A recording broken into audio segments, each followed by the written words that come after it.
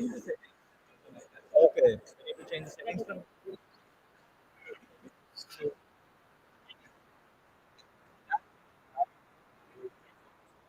We need to change that.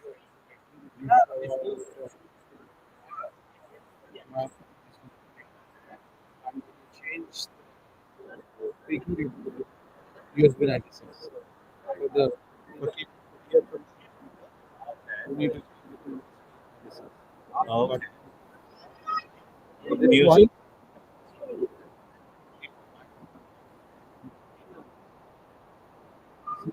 Not in the mic, right? yeah. So the sound will be different from the mic. In this, no, in the mic, but it's here. Okay. Yes, it's here. Okay. If you want to play that way. Okay. No, but I don't want to play it here. I want to play it there. On that speaker. The output I'm talking rather than just having people noise in the room. So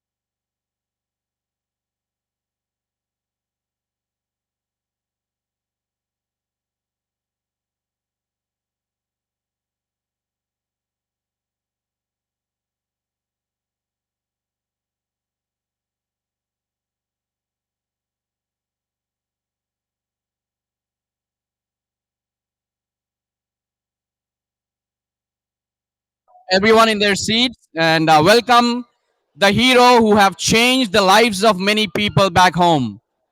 A man behind million smiles and a man behind a billion dreams. Let's put our hands together for Dr. R.S. Praveen Kumar.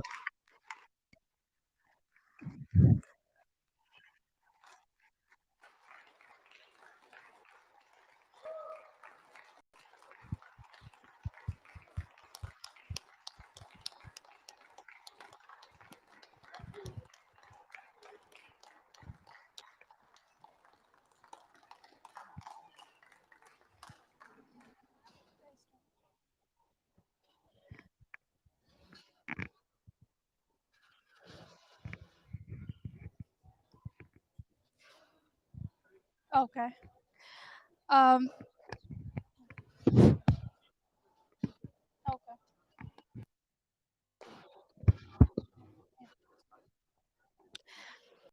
JB, everyone, please be seated.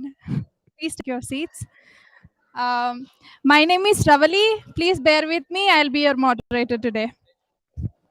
Yeah. Please take your seats and grab something to eat if you want to.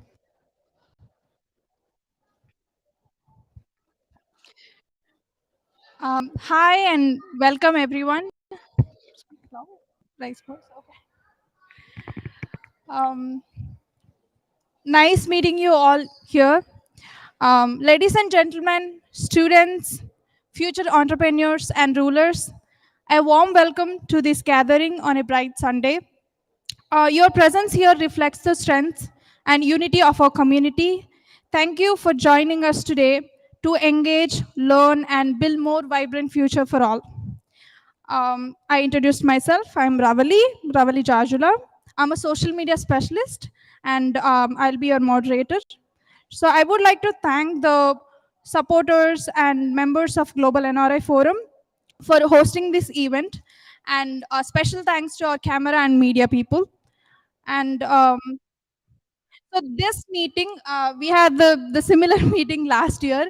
So this is bringing me the nostalgia because it's the same time, same place, and it's nice meeting again all of you in person. And I'll give you a brief overview of our agenda today. So today we will be starting our meeting by singing our national anthem, both US and India. Then we have two wonderful singers here to keep us energized. And we have a couple of students, including me, who are Dr. RSP students. So we will be sharing our journeys to USA. Followed by we have our supporting groups and organizations here. So we'll be having a brief introduction of them by our local global NRI forum leaders. And then last but not least, we'll save the best for the last, Dr. RSP's speech, our Supreme Sparrow and Supreme Leader, followed by a Q&A session. So if you have any questions or need any help, feel free to reach out to us. Thank you. So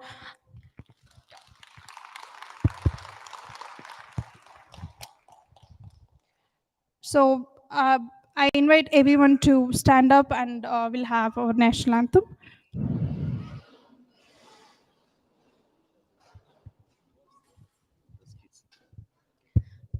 Please come.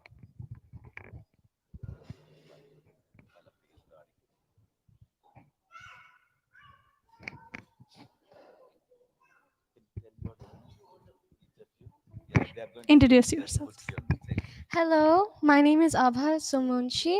This is My name is Arnav Mazde. I'm Ishita Suratale. They're going to And sing the US national anthem. yes. Okay.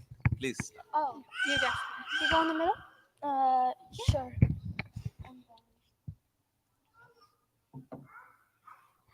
Oh, say, can you see by the dawn's early light what so proudly we hailed at the twilight's last gleaming, whose broad stripes and bright stars through the perilous fight o'er the ramparts we've watched were so gallantly streaming, and the rocket's red glare The bombs bursting in air gave proof through the night that our flag was still there.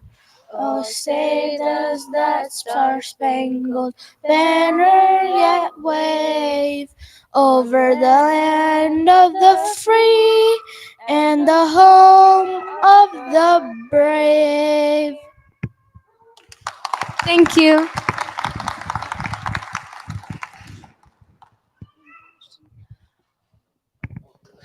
Okay, please stand. We'll start our Indian national anthem.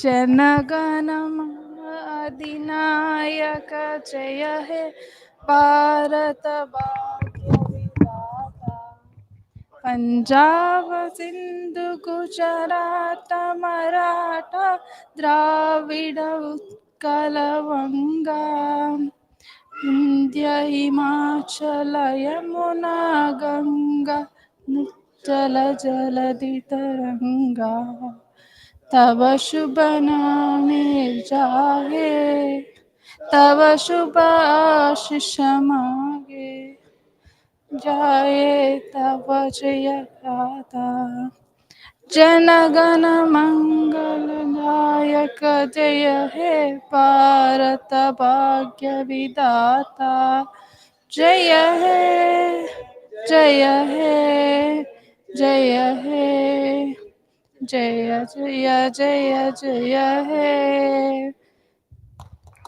जय Hind.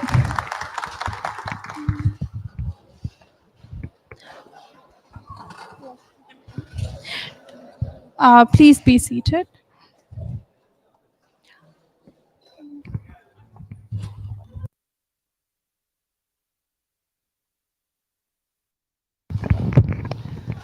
Yeah, Jai Bhim, everyone. Today, most of you here know that one of our beloved people, poet, singer, and a leader, Gadar Ranna, passed away a few weeks back, and he has an immense contribution to people's struggles throughout his life. So in his honor, we would like to just observe a 1 minute silence. So I would request everyone to just stand up. Okay. Thank you.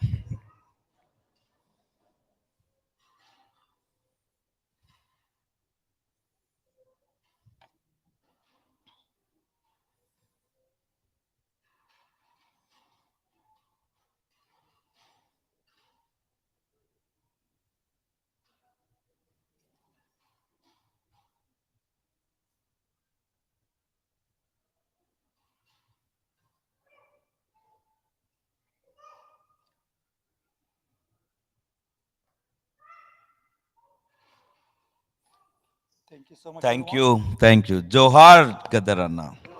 Johar Gadarana. Amar Rahe, Amar Rahe. Thank you, everyone. Please take your seats. Now, I would like to invite our local Global NRI Forum leaders, Purya Chauhan, Vinay Arapalli, and Manjari ma'am, onto the stage to give us a brief overview, and Srinivas, to give us a brief overview of what is Global NRI Forum, its work, mission, and the key agenda of today's gathering. Thank you.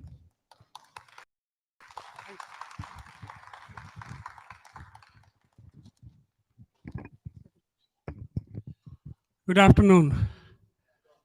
This is the second time I'm seeing a great gathering.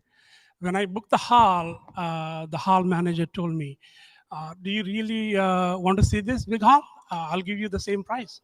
And I said, absolutely. Let's take a look at it. And then I saw, okay, this is what we want to aim. In 2 years, we want to fill this crowd. And that's how we need to see it. But it's just an energy that I know, it's a 1,400 capacity, but we are maybe, 200-300 people, but that's great. But I think in a couple of years, we'll be there. That's how we need to see the taste. So the taste of the power, okay?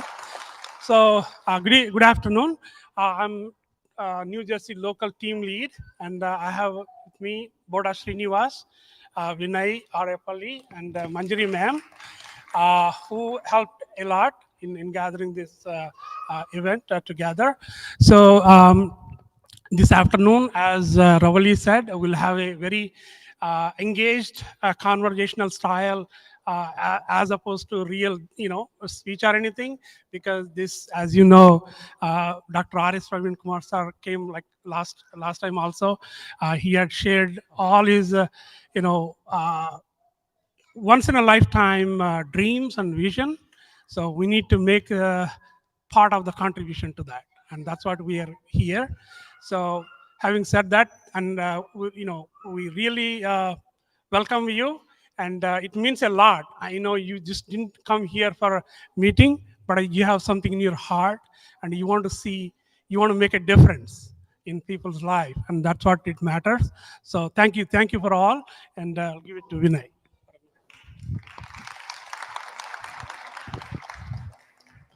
Good afternoon, everyone.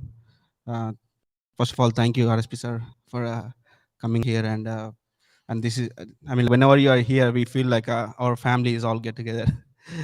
Thank you so much for that. And actually, I have prepared to say a few words, but I think Puriana already he spoke everything. But thank you for having us. That's about it. And we are going to grow this New Jersey and welcoming people from other states here, and we will build up a big, huge here in New Jersey in like next couple of years for sure. Thank you. Here is for Sinana. Yeah, Jai Bhim to all. Yeah, good to see you all who shares the same dream. As you all have, I too have a long-term dream to see power to the Bahujans. But I have another small dream which came true today. From the childhood, I used to hear and give the slogans Jai Bhim, Jai Bhim. And good to see the same slogan being given in New Jersey, US. So I just want to request you one more time. Can you please raise the same slogan one more time? Jai Bhim. Thank you. And with that, on behalf of New Jersey chapter, we welcome you all. Thank you. Hello, everyone. Welcome here for a wonderful gathering. We are all very honored to invite Dr. R.S. Praveen Kumar ji to this forum today. He's a wonderful leader, and we wish him many successes in future. Thank you.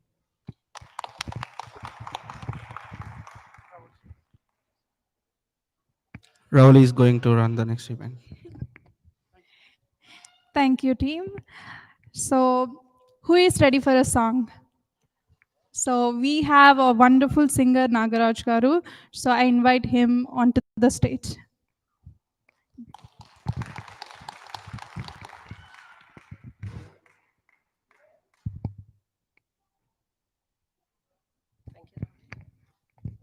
It's great to be part of this event again. Thank you, Dr. R.S. Garu, to welcome here again. Welcome back. I will try to pull this off without my partner, who is Vinay Vikas here. Right. Okay. నేను సైతం ప్రపంచాగ్నికి సమిధనొక్కటి ఆహుతిచ్చాను నేను సైతం విశ్వవృష్టికి అశ్రు ఒక్కటి ధారపోశాను నేను సైతం భువన ఘోషకు వెర్రి గొంతుక విచ్చి మ్రోశాను నేను సైతం ప్రపంచాగ్నికి సమిధనొక్కటి ఆహుతిచ్చాను అక్రమాలను కాలరాసిన ఉక్కు పాదం నీదిరా లంచగొండుల గుండెలో నిదురించు సింహం నీవురా ధర్మదేవత నీడలో పయనించు యాత్రే నీదిరా కనులు గప్పిన న్యాయ దేవత కంటి చూపైనావురా సత్యమేవ జయతికి నిలువెత్తు సాక్ష్యం నీవురా లక్షలాది ప్రజల ఆశా జ్యోతి వై నిలిచావురా నేను సైతం ప్రపంచాగ్నికి సమిధనొక్కటి ఆహుతిచ్చాను. నేను సైతం విశ్వవృష్టికి అశ్రువొక్కటి ధారపోసాను. నేను సైతం భువన ఘోషకు వెర్రి గొంతుక విచ్చి మ్రోశాను. నేను సైతం ప్రపంచాగ్నికి సమధినొక్కటి ఆహుతిచ్చాను. సకల జగతిని శాశ్వతంగా వసంతం వరించుదాకా పాత పాటను పాడలేను, కొత్త పాటను వీడిపోను. పాత పాటను పాడలేను, కొత్త పాటను వీడిపోను. నేను సైతం, నేను సైతం, నేను సైతం.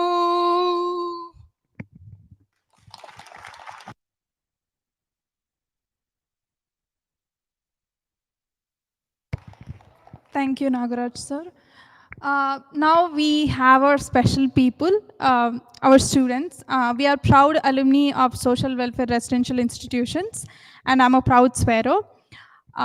So we are the live examples of Dr. RSP's transformational work in education. So I would like to invite Anvesh, who is a master's student here, and Rajnikant onto the stage to share their exceptional journey from zero to becoming a hero in US.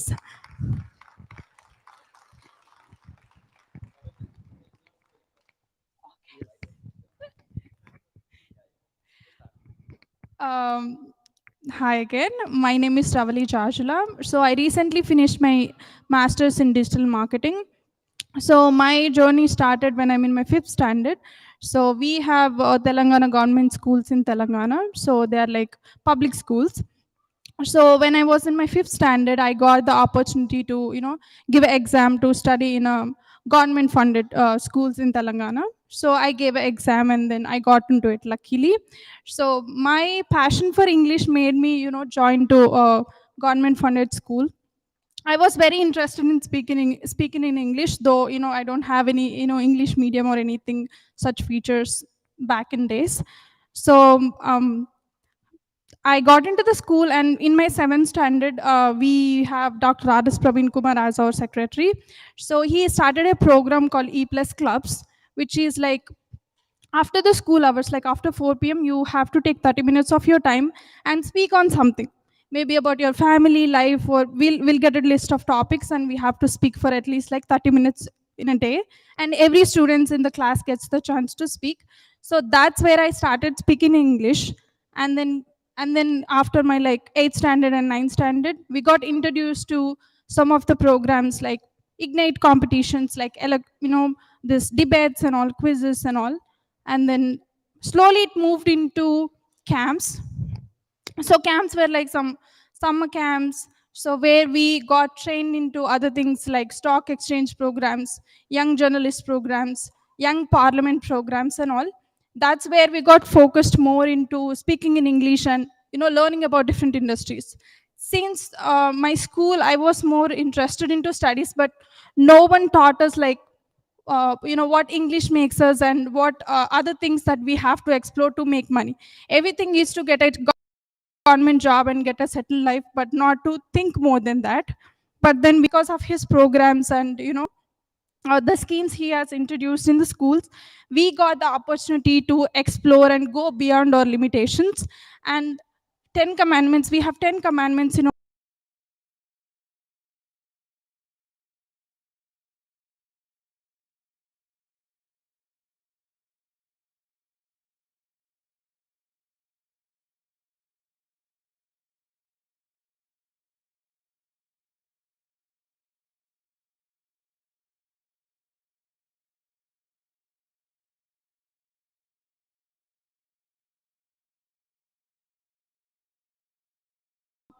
those 10 commandments made me realize my potential. And just I keep remembering that I'm something special, and I can do hard work and make some difference in my life.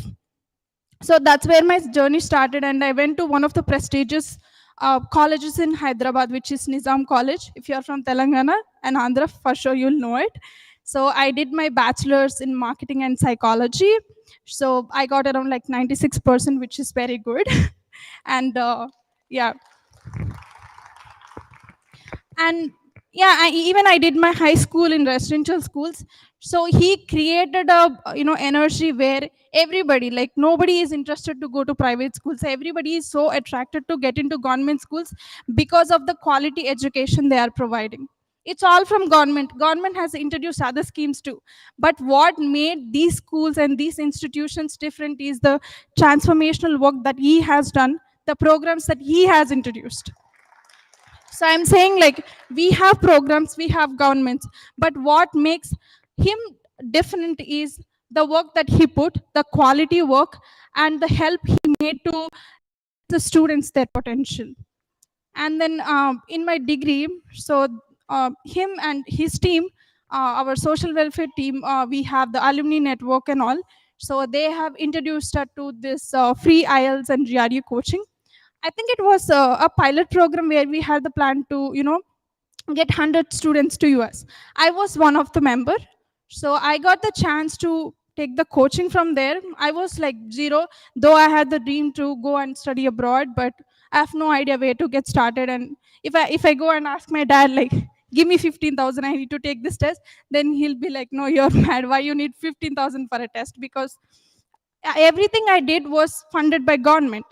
So I had the chance to take the free training and go through, and then with the help of the social network alumni and all, so I got the chance to get connection with Roy sir and Venkat Maroju and all. So that's where I got the support to apply for the US colleges, and that's where I got to know about the Ambedkar Overseas Vidyanidhi scholarships and all. So everything has started because of the social welfare students alumni network, and the strong connection that he has built, the foundations that he had laid, and the groups that he has started. So that's why I say, like, he is different. He is different from all the politicians or all the leaders that we have seen.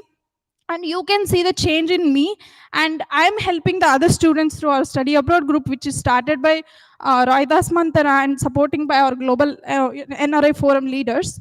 So through that group, we have over 750 participants who are studying and getting into abroad with each other's support. He has taught me that I have to give back to something to society when I'm getting so much from them. So he has bring the change, and he has brought me here, and so that's the difference he made in the people's life, and we are helping to give back and transform the other students' lives too. So this is my journey from a small village to here, and I'm looking forward to make a great career here and support the students back home too. So yeah, that's it.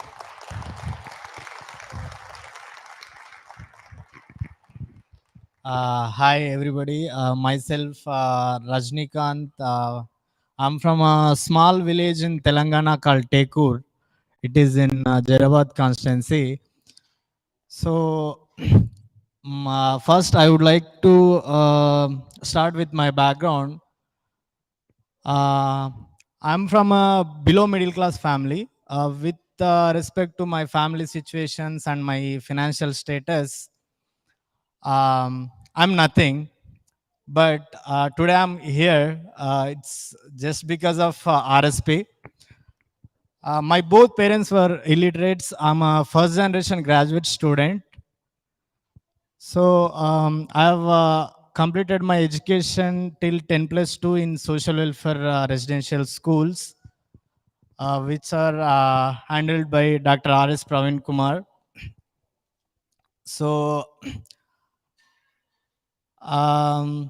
yeah, with respect to my financial status, I'm nothing, but I've started my career. I've completed my 10th class in Narayan Khed and my 10 plus 2 in Hatnura.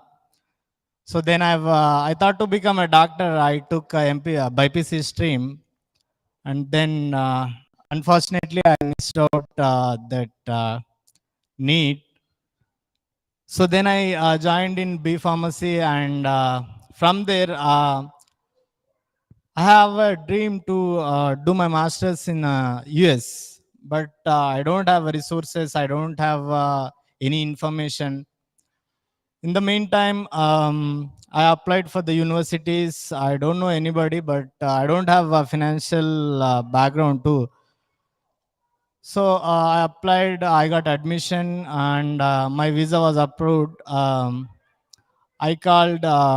mailed Dr. RSP with my admission letter.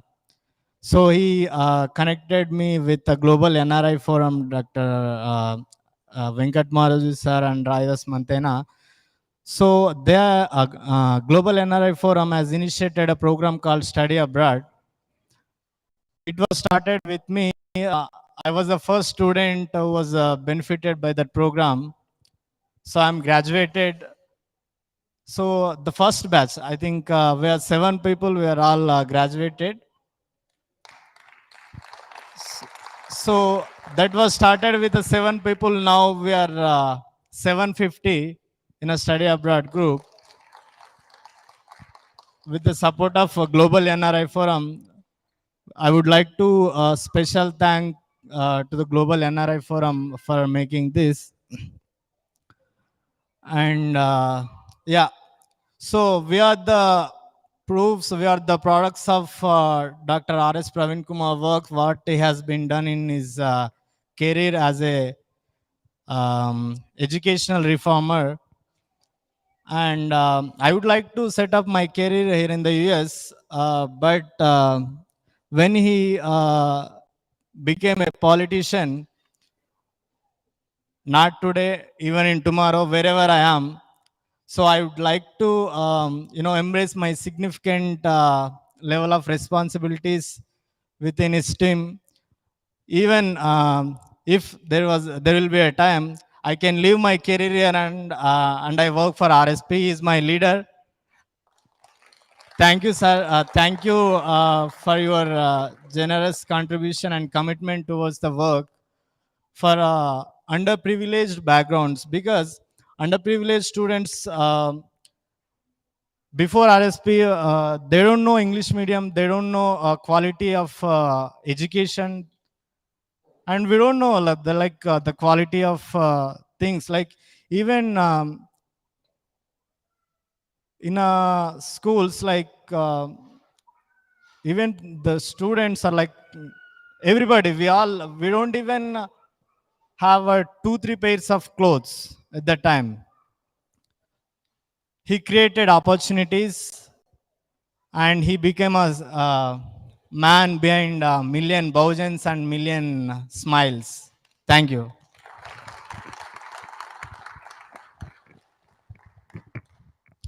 JBM to everyone. This is Anvish Swaro.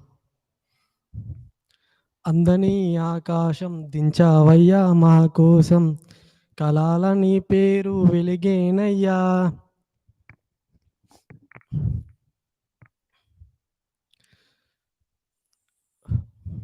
It's already Ravali said everything.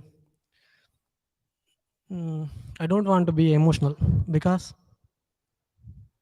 I know the roots. We don't want to be emotional. Okay?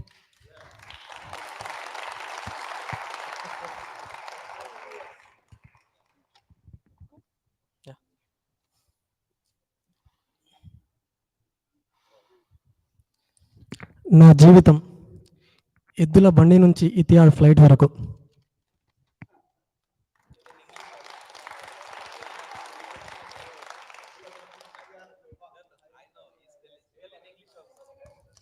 My life started from bullock carts to Etihad flights.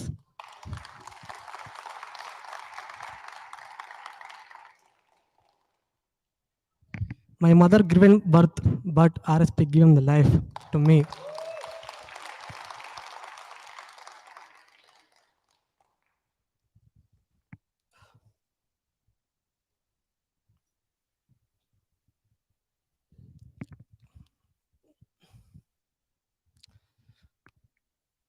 I completed my education in ZPHS normal school, but I went to intermediate in social welfare school. In the school changed everything my life because he took the charge as a secretary.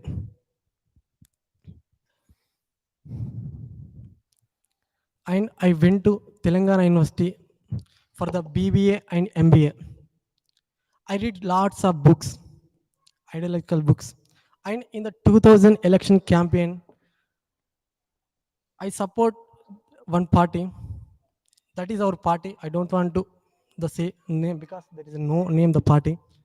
I literally, yeah, I support BSP party. We, the people, 10 people campaign in the Kamareddy constituency.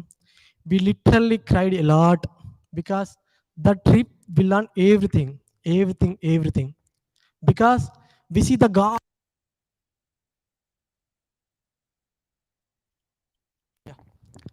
We see the grassroots. That days we learn everything. I'm strongly saying that one day he'll come US, but not like this. The most powerful position, he come back to US. Thank you, everyone. I would like to share a small comment. Like while I was getting ready for this meet in the morning, so I asked my roommate, "Hey bro, how am I looking today?" Means he said, "You're looking like a hero." I said, "I just want to look like a Swero instead of hero." Yeah. So I told him that most of you might have known that Swero is recently, the Swero, the word was coined by Dr. RSP, which means social welfare heroes. Heroes means the sky is the limit. We are all social welfare heroes.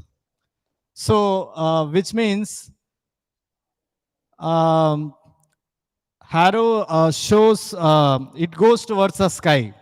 There is no limit for knowledge. ఎప్పుడు sir చెప్తా ఉంటారు, knowledge ఎవడు అయ్యా సొత్తు కాదు. So yeah, that's what it means. And it is recently introduced into the Oxford Dictionary. Yeah. From nowhere to somewhere. I would like to thank everyone. Thank you, sir. Thank you. Thank you, everyone. Thank you, Global NRI Forum.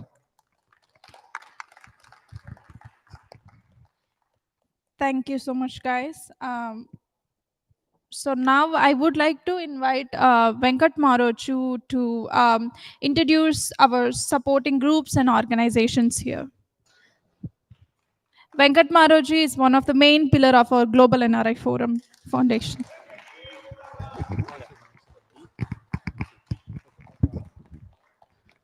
Is I call him Kancha Elaya of North America. You all know Kancha Elaya, the professor, the writer, you know, why I'm not a Hindu and the beef capitalism. So I want, that was I thought that was a very blonde introduction. So Dr. Venkat Maroju, now I used to call Kancha Elaya of North America. Now, last 2 days, we invented a new name called Maroju Venkanna. So basically, like you all know Gaddar, okay? So alongside Gaddar, there is another great leader, Maroju Veeranna. So now we call him after his name, Maroju Venkanna. So basically, you take anything, you want to talk capitalism, you want to talk left, you want to talk right, you want to talk democracy, you want to talk Harvard, you want to talk MIT, you want to talk Telangana movement, you want to talk Telugu unity, you want to talk Ambedkar unity, is the one. Okay, so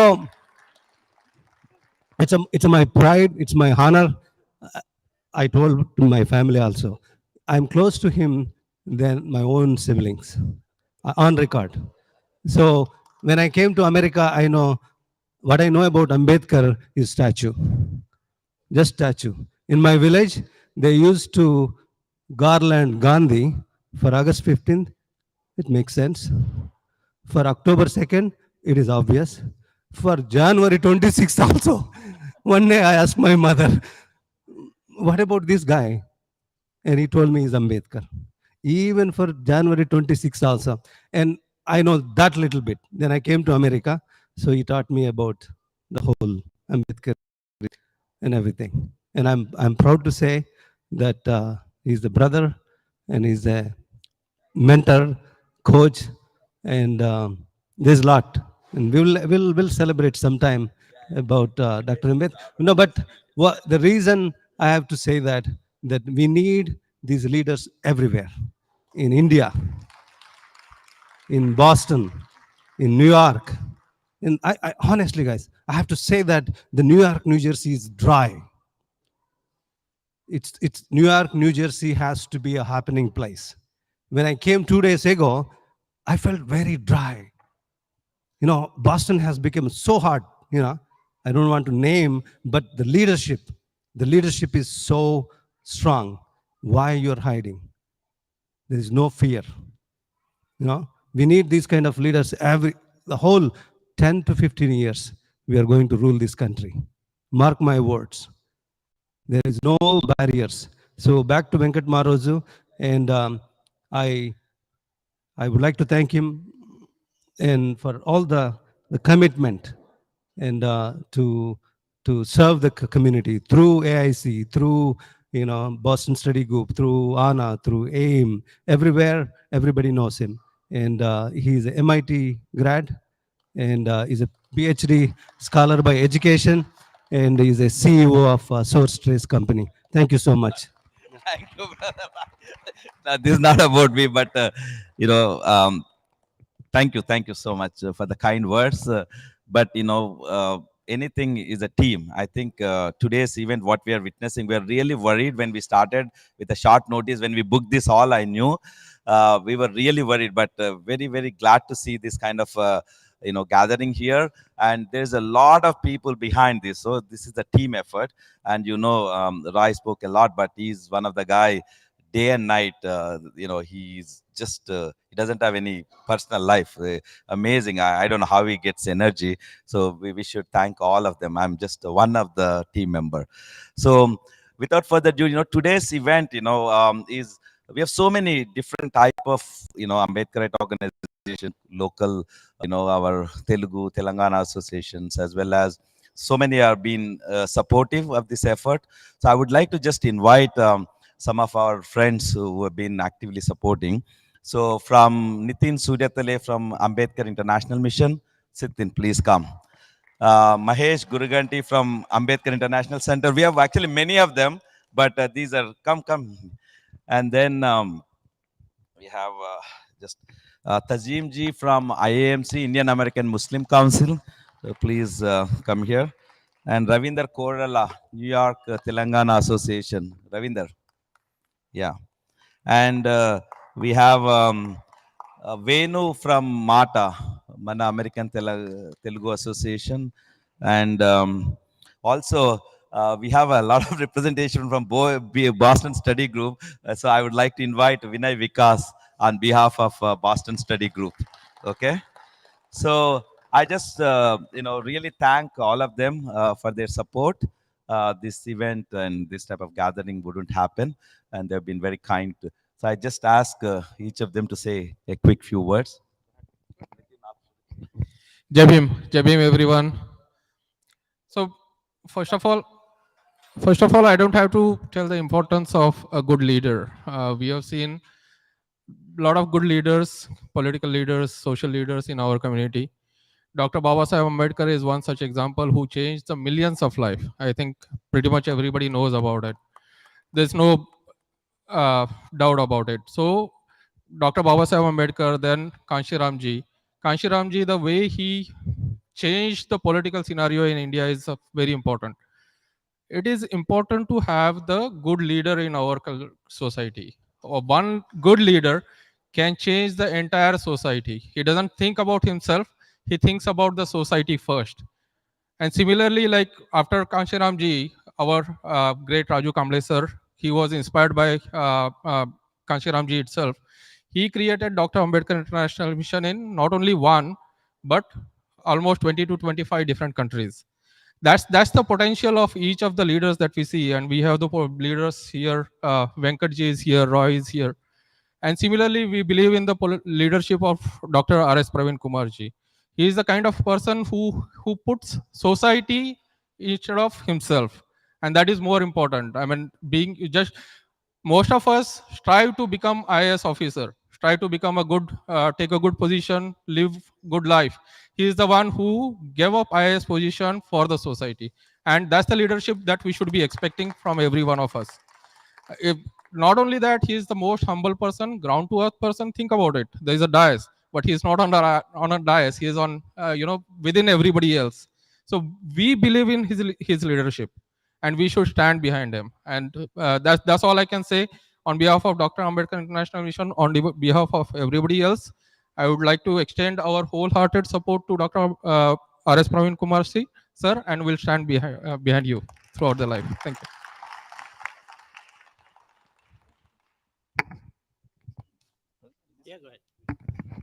Hello all, I am Mahesh Gurgunti, Jai Bhim. I am standing here. Last year I gave introduction about Dr. RSP. He needs no introduction now. He's a great leader. You've already seen the products of him. I've seen same three kids speaking last year downstairs. The way they spoke last year to way they are speaking now, I'm proud of them. Give it up for them.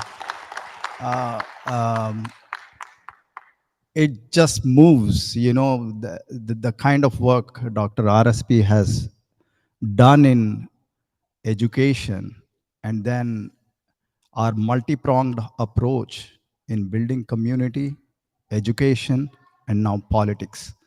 There is a template set up which is very hard to reach by Dr. Ambedkar. Fast forward, now we have Dr. RSP.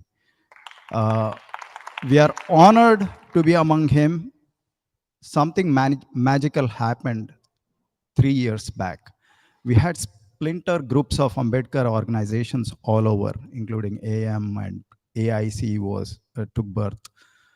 Like-minded people came together. We bought 13 acres land in Maryland, very near to Washington. In fact, I would like to take a chance that on October 14th, we have unveiling of Dr. Ambedkar's statue.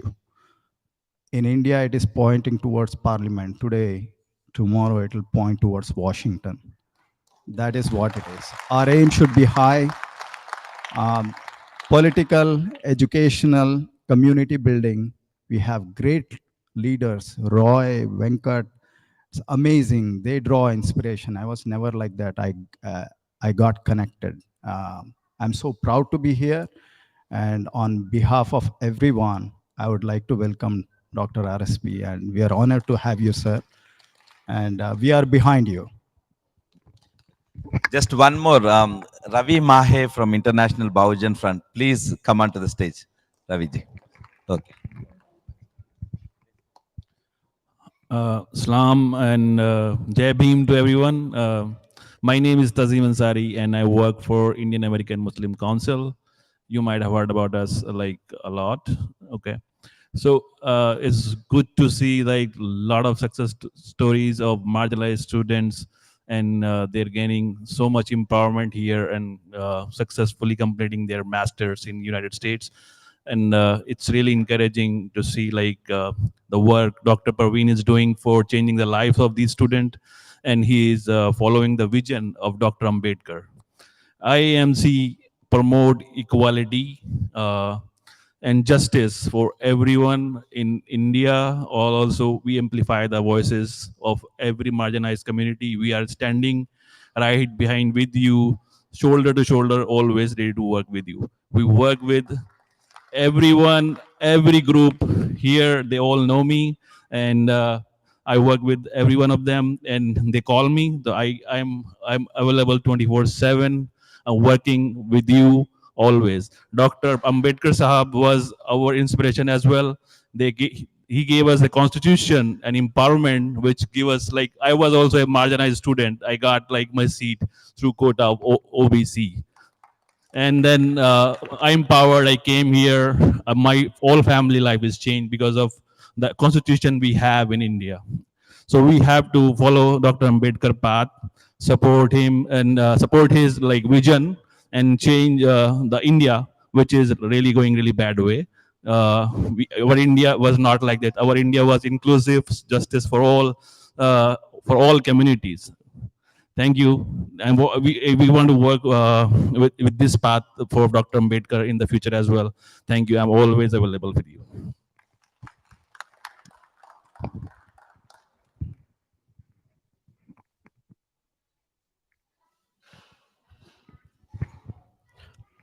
Hi all. My name is Ravinder Kodela. I'm a PhD student in chemistry. So I worked in several academics. And right now I'm a part of Telangana Association, New York Telangana Association. So nice to meet you all. This is a wonderful gathering. So it looks like I met several intellectuals, those who came from different universities, Columbia, Harvard, and CUNY, a lot of university people, and all the way from different places, Seattle to Boston and all Chicago. It's a really Seattle and Florida. It is a really wonderful gathering. So to support RSP is the inspiration for everyone. So really, I'm welcome RSP. This is the first meeting to see all of you and meet RSP. And I got an opportunity. I used to work with Dr. Venkat Marozu and Rai since the beginning for the Telangana movement since 2006. Am I right? So we have good bonding since 2006. So that is the way I am here today. And really, I am very thankful to meet a lot of intellectuals.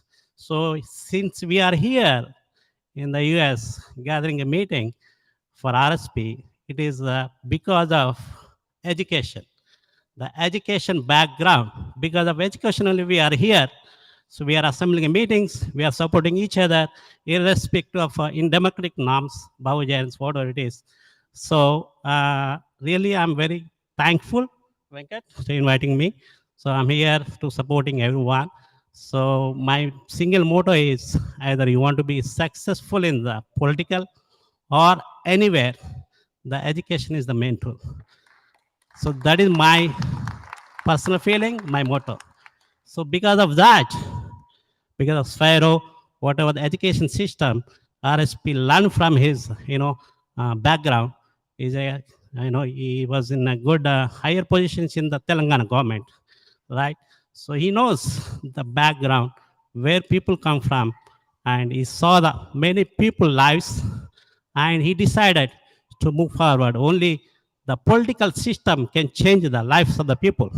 That's what he decided to bring the people with education, to motivate the people, to make the people like leaders. That is I like from him. I want to encourage him to make the many people to be good leaders, to support the country, and to change the lives of back home people. So that's what I would like to say. Thank you all for here and wonderful meeting. Thank you.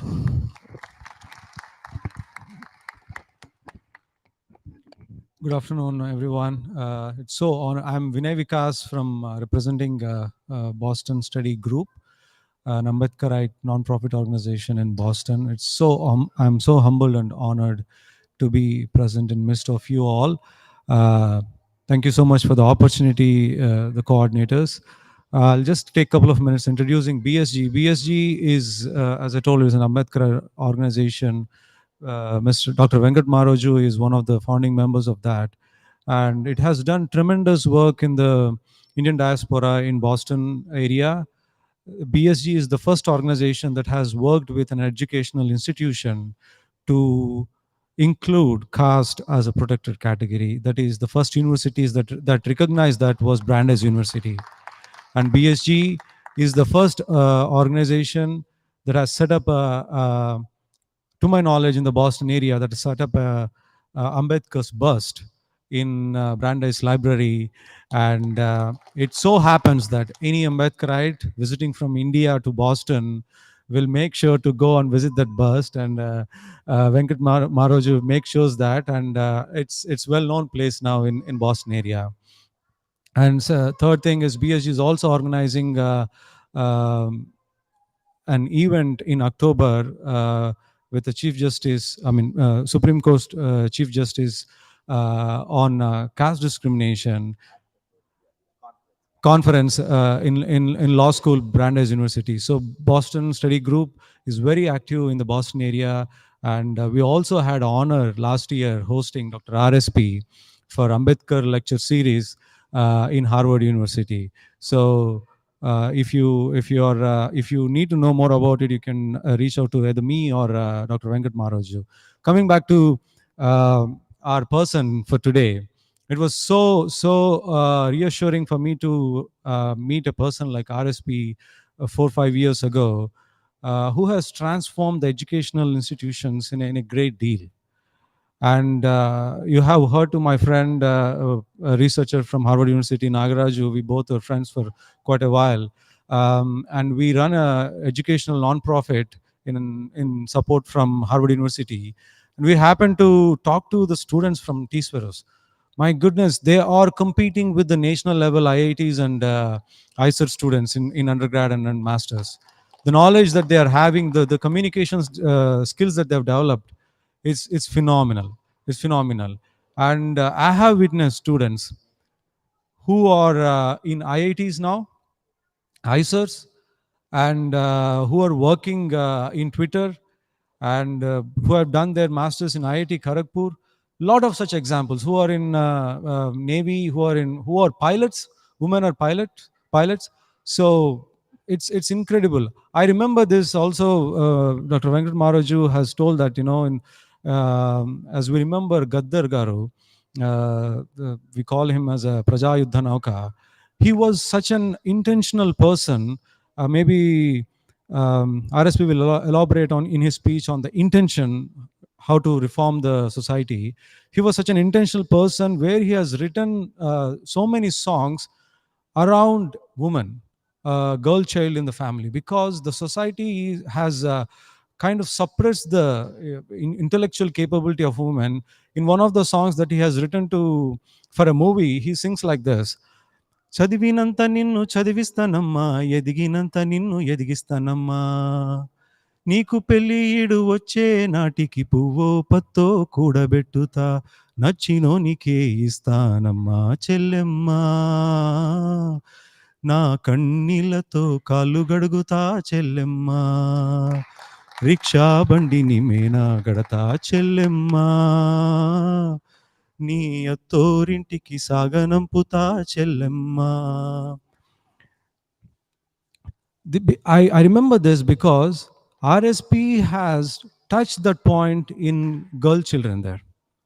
He educated those girl children till they can get educated. He had those parent sessions with those parents who has this taboo of not letting the girl children to send to higher education. He had these parent awareness sessions and convinced the parents and told them, your girls' life will be bright if you let them study higher education. And I'm seeing those fruits there. And so many students are coming out now with bright colors. And now he's into the political foray. We are all behind you, RSP. You have to do in like 100x 1000x times what you have done in T-Series, and we are waiting for you.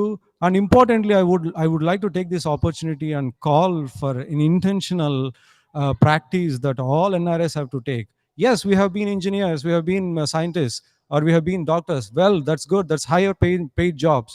Send your students, send your kids also to the humanities, send your kids also to the law courses, send your kids also to get into arts.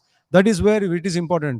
Ambedkar would have become a doctor, a medical doctor. He had that opportunity to become a medical doctor. To change the lives, he took law. He did his PhD in economy. And then he could understand the society better so that he could make laws. He had that intention to intervene legally to empower his people. We need that kind of intentional practice in our families as well. Please give a thought as we go back your homes. With that, I'll leave you with this thought. Thank you so much for this opportunity. Hi, good afternoon, everybody. And I want to thank everybody here who took their time and came here to encourage Mr. Praveen Kumar Garu. And I am Venugiri, and I am representing MATA, Mana American Telugu Association, which was found in 2023, April this year. And the founder is Srinivas Ganugoni. And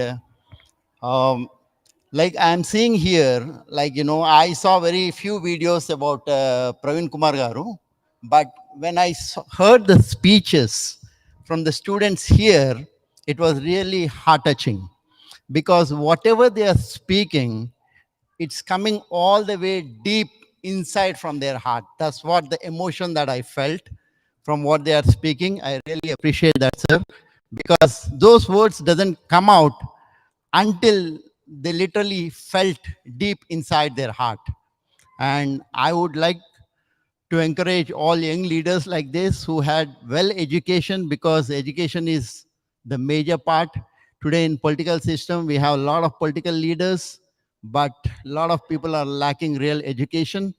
That is why India is always being called as a developing India. But when we get leaders like well-educated leaders, then at least soon we will be called as a developed India. With this, I would like to encourage Praveen Kumar sir, and MATA team is with you, and we appreciate your help. Thank you very much.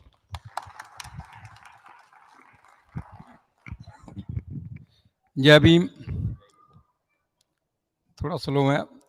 जय जय जय जय जय भीम। जय जय जय जय जय भीम। मेरा नाम रबीम है, तो मैं इंटरनेशनल भोजन ऑर्गेनाइजेशन की तरफ से जहाँ पर खड़ा हूँ, तो हम लोग मिस्टर प्रवीण जी का स्वागत करते हैं जहाँ पर आने के लिए।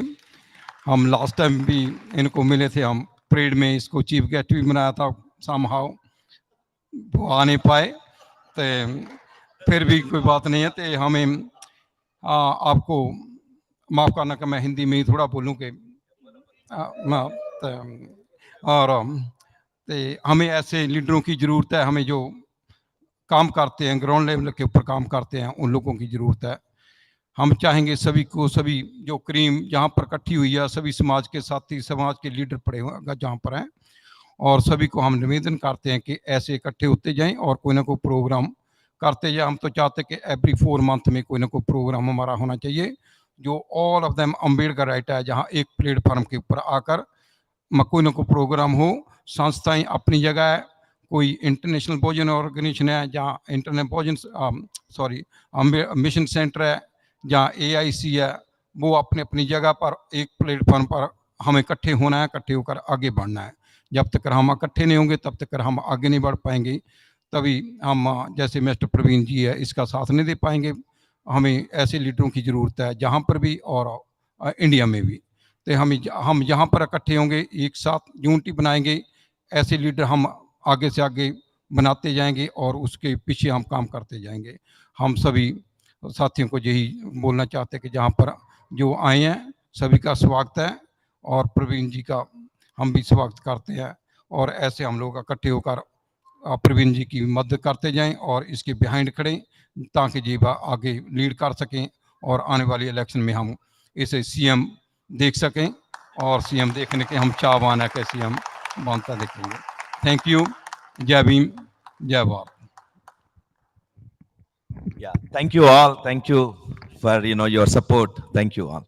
So one last thing, Mahinder ji, you can come. Just one small announcement he wants to make on behalf of AIC. Yeah, I know this program is for Dr. RSP, but I think Mr. Gurganti already informed you guys that on October 14th, we are doing the inauguration of Dr. Baba Saheb Bhimrao Ambedkar's statue at AIC property that's like 20 miles away from White House. On behalf of AIC, because I am leading this project, I would like to extend on behalf of AIC the invitation to all of you to please come on October 14th and join this event. That is starting at 11 a.m. Thank you so much.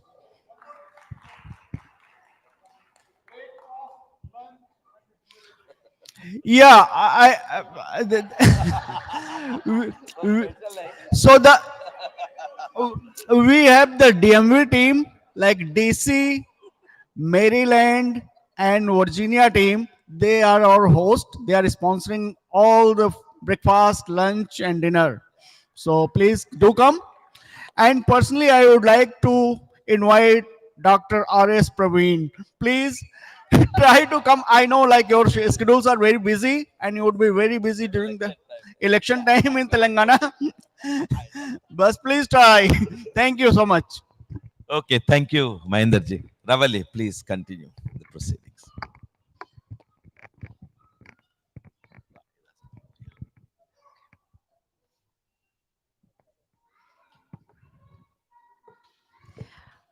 Thank you, everyone.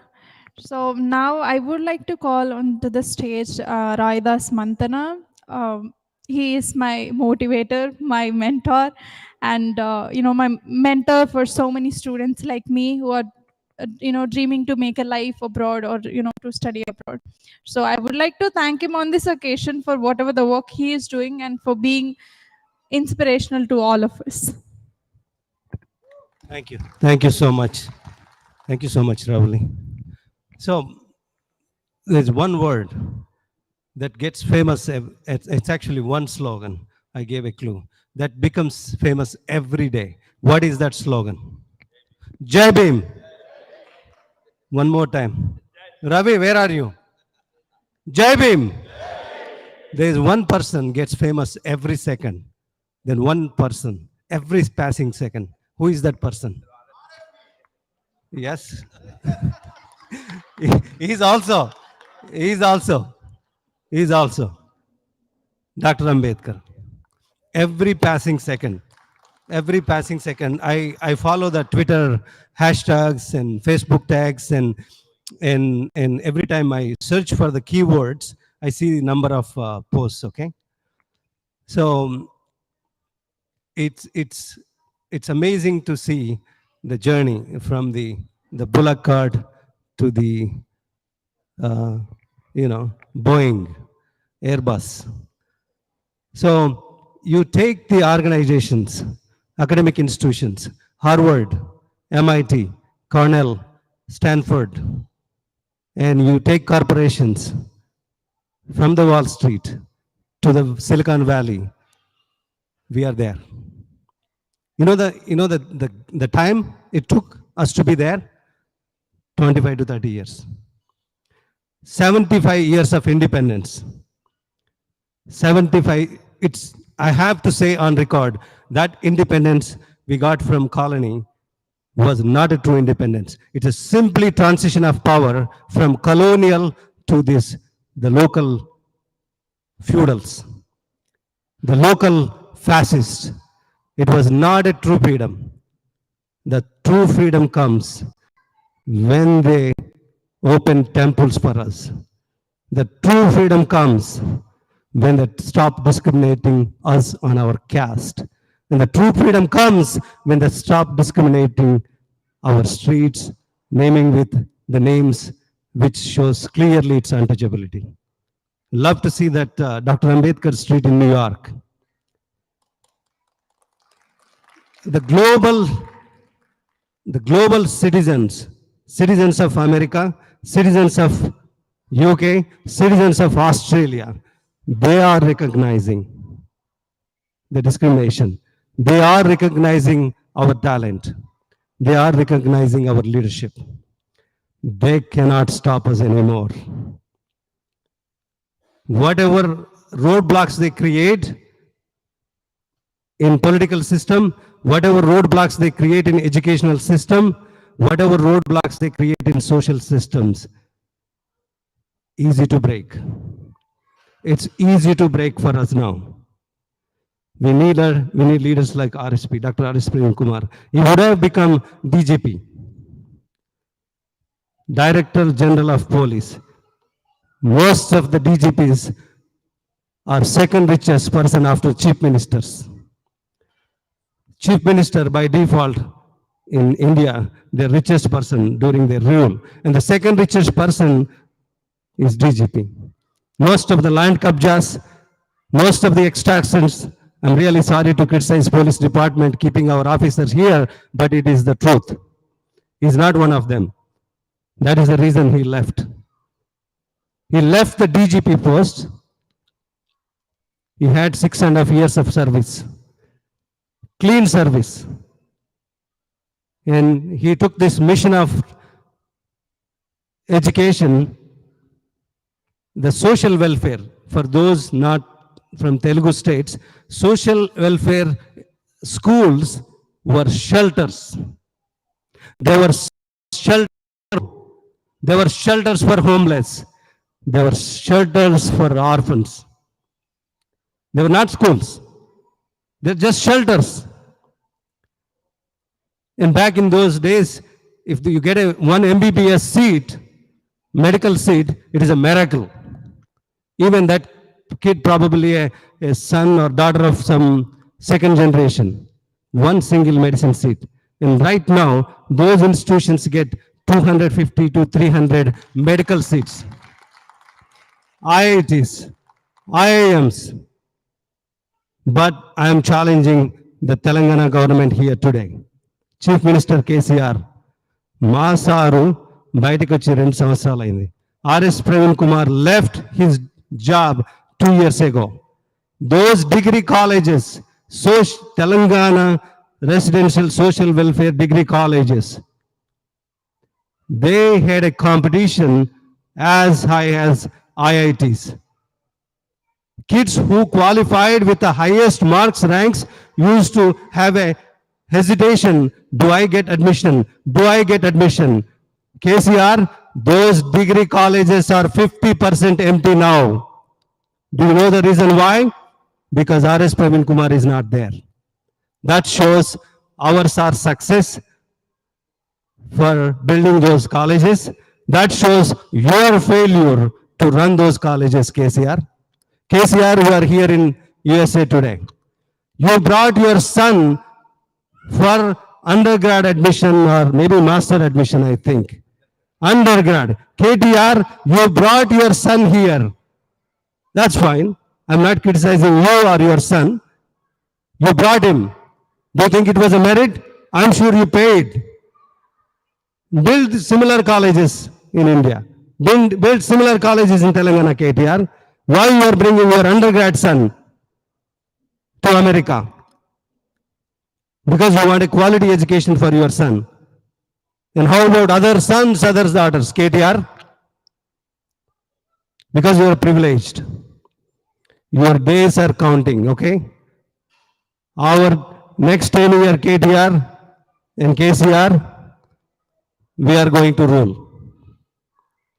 We have education. Seriously, friends, people like Ravinder, Venkat Marozu, when we worked in Telangana movement, KTR used to stand in front of us with the folded hands. Because we used to go meet his father, KCR. KTR was a young man.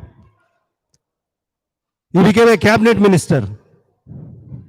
There are many more people like us in India who sacrifice their lives. They don't even give honorary positions. In KCR's house, 5 prominent people. Harish Rao, cabinet minister. KTR, cabinet minister. Kavita, MLC, the liquor queen. And you have a Santosh Rao, is a member of parliament.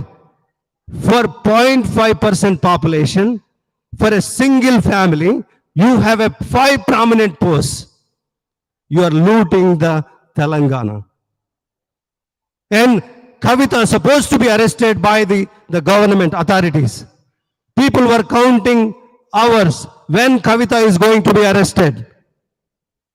1 month is over, KCR. Kavita is free. She's like a queen. She's supposed to have a broken leg, but she's running and campaigning on the ground, KCR. What happened? You undermine the constitutional institutions. You undermine the courts. You undermine the CBI. And Modi and you,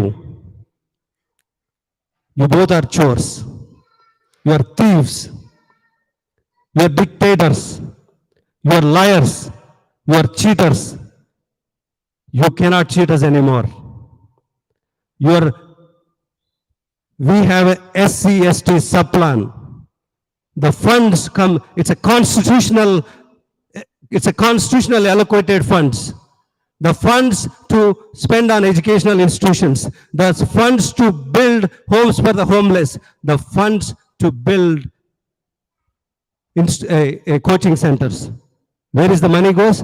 You divert all funds into the turnkey projects, irrigation, major projects. You know the why? That's where you can do maximum corruption. When you spend that money on education, it goes to 20,000 schools. Can you cheat on pencils? No. Can you cheat on notebooks? No. You can cheat on Kaleshwaram project. Maximum. Taking the water from downstream to upstream. You take the water from downstream to upstream. Is that the science and technology? You are a sick person. 1,50,000 crores. Imagine how many schools we can build. Imagine how many scientists we can make. But you don't do it. Because you are scared, KCR. And you are just scared of single RS Praveen Kumar. Watch this live. Many more RS Praveen Kumar going to arise in the coming days. So, friends, we have to be very strong.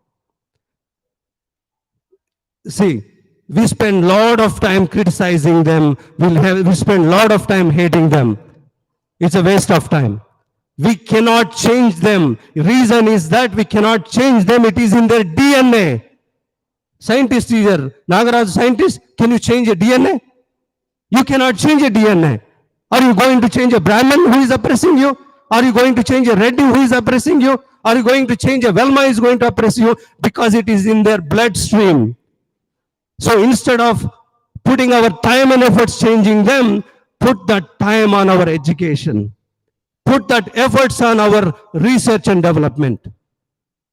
Don't put efforts for changing them. Dr. Ambedkar believed in annihilation of caste. It is not possible. He believed in it, but lot changed. Annihilation of caste is not possible. So what is possible? To rise up to their level, to get educated. Harvard, MIT, Stanford, Columbia, Citibank, JP Morgan, and Facebook, Microsoft, we are all there. So friends, caste annihilation is not possible. R.S. Praveen Kumar used to tell me, it took me almost 10 years to believe he is right. And we fought in Seattle. We fought in California. You know what is this moron says? They come to the most developed country, they says, oh, if you pass a caste discrimination bill, you are hurting Hindu religion. You are agreeing that Hindu religion is promoting the caste discrimination. Do you agree that? If you say that anti-caste bill is hurting Hinduism, means that your Hinduism is actually the underpinning support for your caste system. If you disagree, then stop discrimination. We are going to march from Seattle to California to New York to Vermont, and we are going to march to the Washington, D.C. American Hindu Foundations, RSS. These are evil groups. I'm saying on records. American authorities should realize that these groups are promoting hatred. These groups are promoting divisions in this country. They take taxpayers' money in America. They dividing America. They take taxpayers' money. They promote the caste. You want to build a temple? Build it. This is a beautiful nation. You burn the churches in India. You kill the pastors in India. And you ask for a protection to the temples in this country. And you ask for a protection to those Brahmin priests. What is that hypocrisy? You call Black Lives Matters and you kill Dalits. You come to this country, you call Black Lives Matters and you kill the same Dalits in India. Is that not called hypocrisy? Friends, no fear. When you're not making mistakes, no fear. You're a Harvard, you're MIT, you're a JP Morgan, you're Citibank, wherever you are, be biased to your people. It is a patriotism. Of course, when you are hiring somebody, you need to make sure that they are qualified. If they are qualified, hire them. If a Brahmin guy is showing bias to the Brahmin guy, why not a Dalit should? Why not Dalit? If a Brahmin guy looking at a resume last name is hiring, why not Dalit guy? Why not Bahujan guy? One thing our groups, our people have two things. Off section, they are ashamed. If I say I'm a Dalit, I'm ashamed. If I'm a Bahujan, I'm ashamed. And the remaining half, they have a fear. 50% have a shame to say who they are, and the remaining 50% are they feared. If you're in America, don't fear.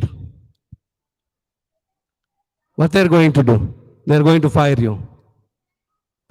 If Dr. Ambedkar, Periyar, Nelson Mandela, Martin Luther King, if they are scared of their jobs, if they are scared of their families, do you think we are sitting here today? I'm sure Ramabai might have wrote so many letters to Dr. Ambedkar when he was in Colombia. It's very emotional if you read some of those letters. But he carried the mission. He completed his PhDs. He went back to India. And I say last words, friends. Your kids. Tell your roots. Tell your roots. Teach them. If we don't work now, if we don't stand up for Ambedkarism in this country, our kids who are born in this country will go into slavery. You know, where are all these oppressed Brahmin caste kids are now after their college is done? They're all doing internship in Washington, D.C. They're all doing internship in, big corporations. This is all happening. We Dalits, Bahujans come to this country to live, to earn daily bread. They are coming to this country to rule this nation. They already have somebody in the White House.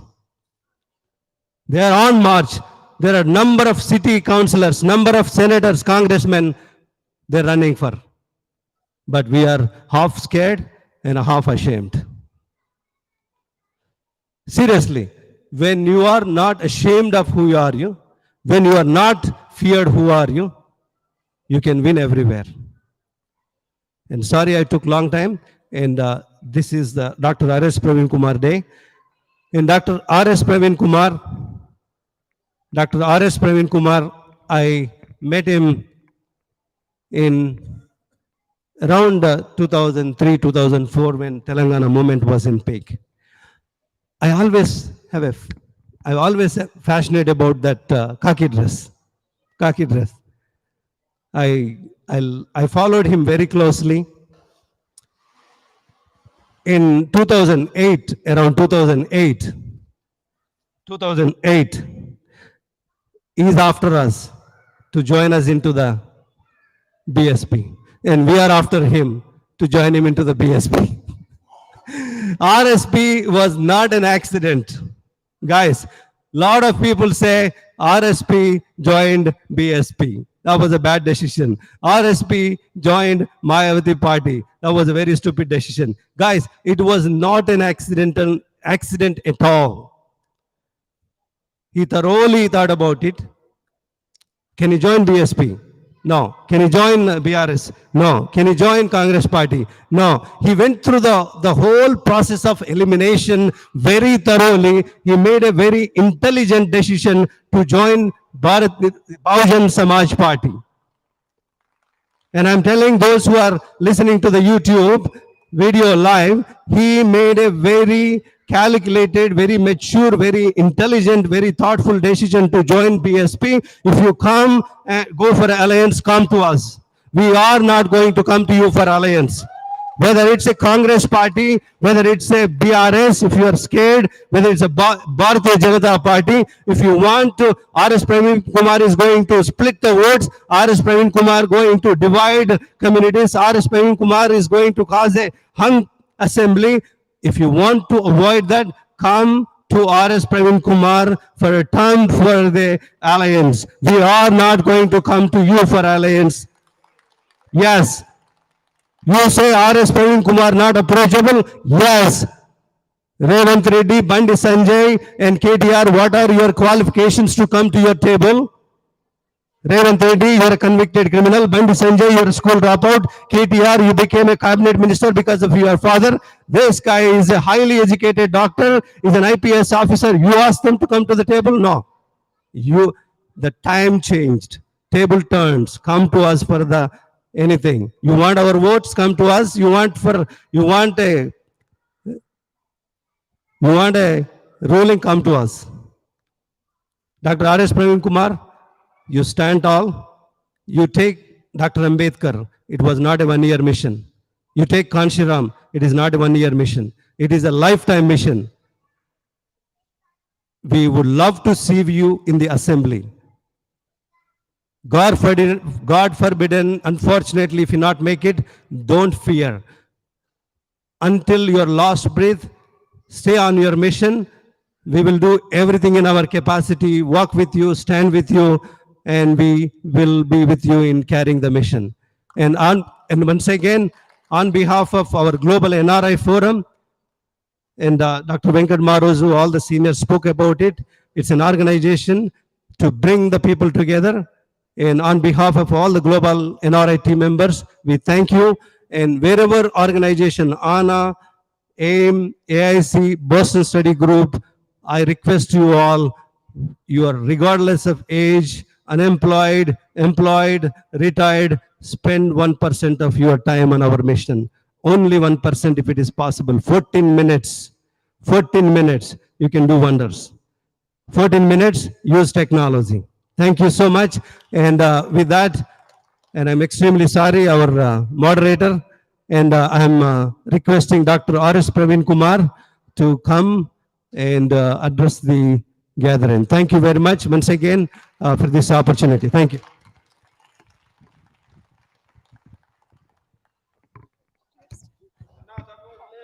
Yeah. Now I would like to invite our Supreme Swear onto the stage, please.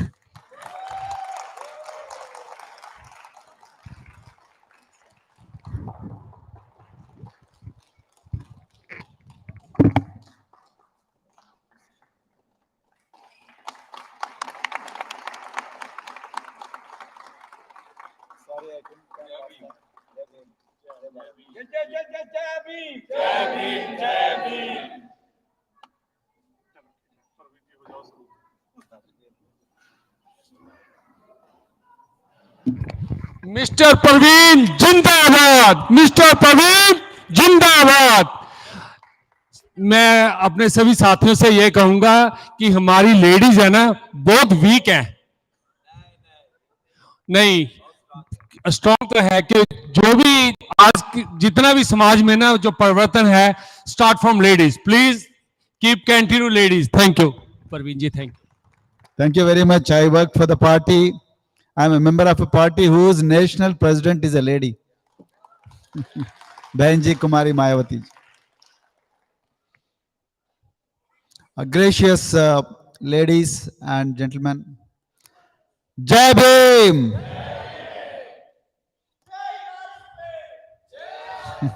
Thank you. I'm very happy to be in this great country.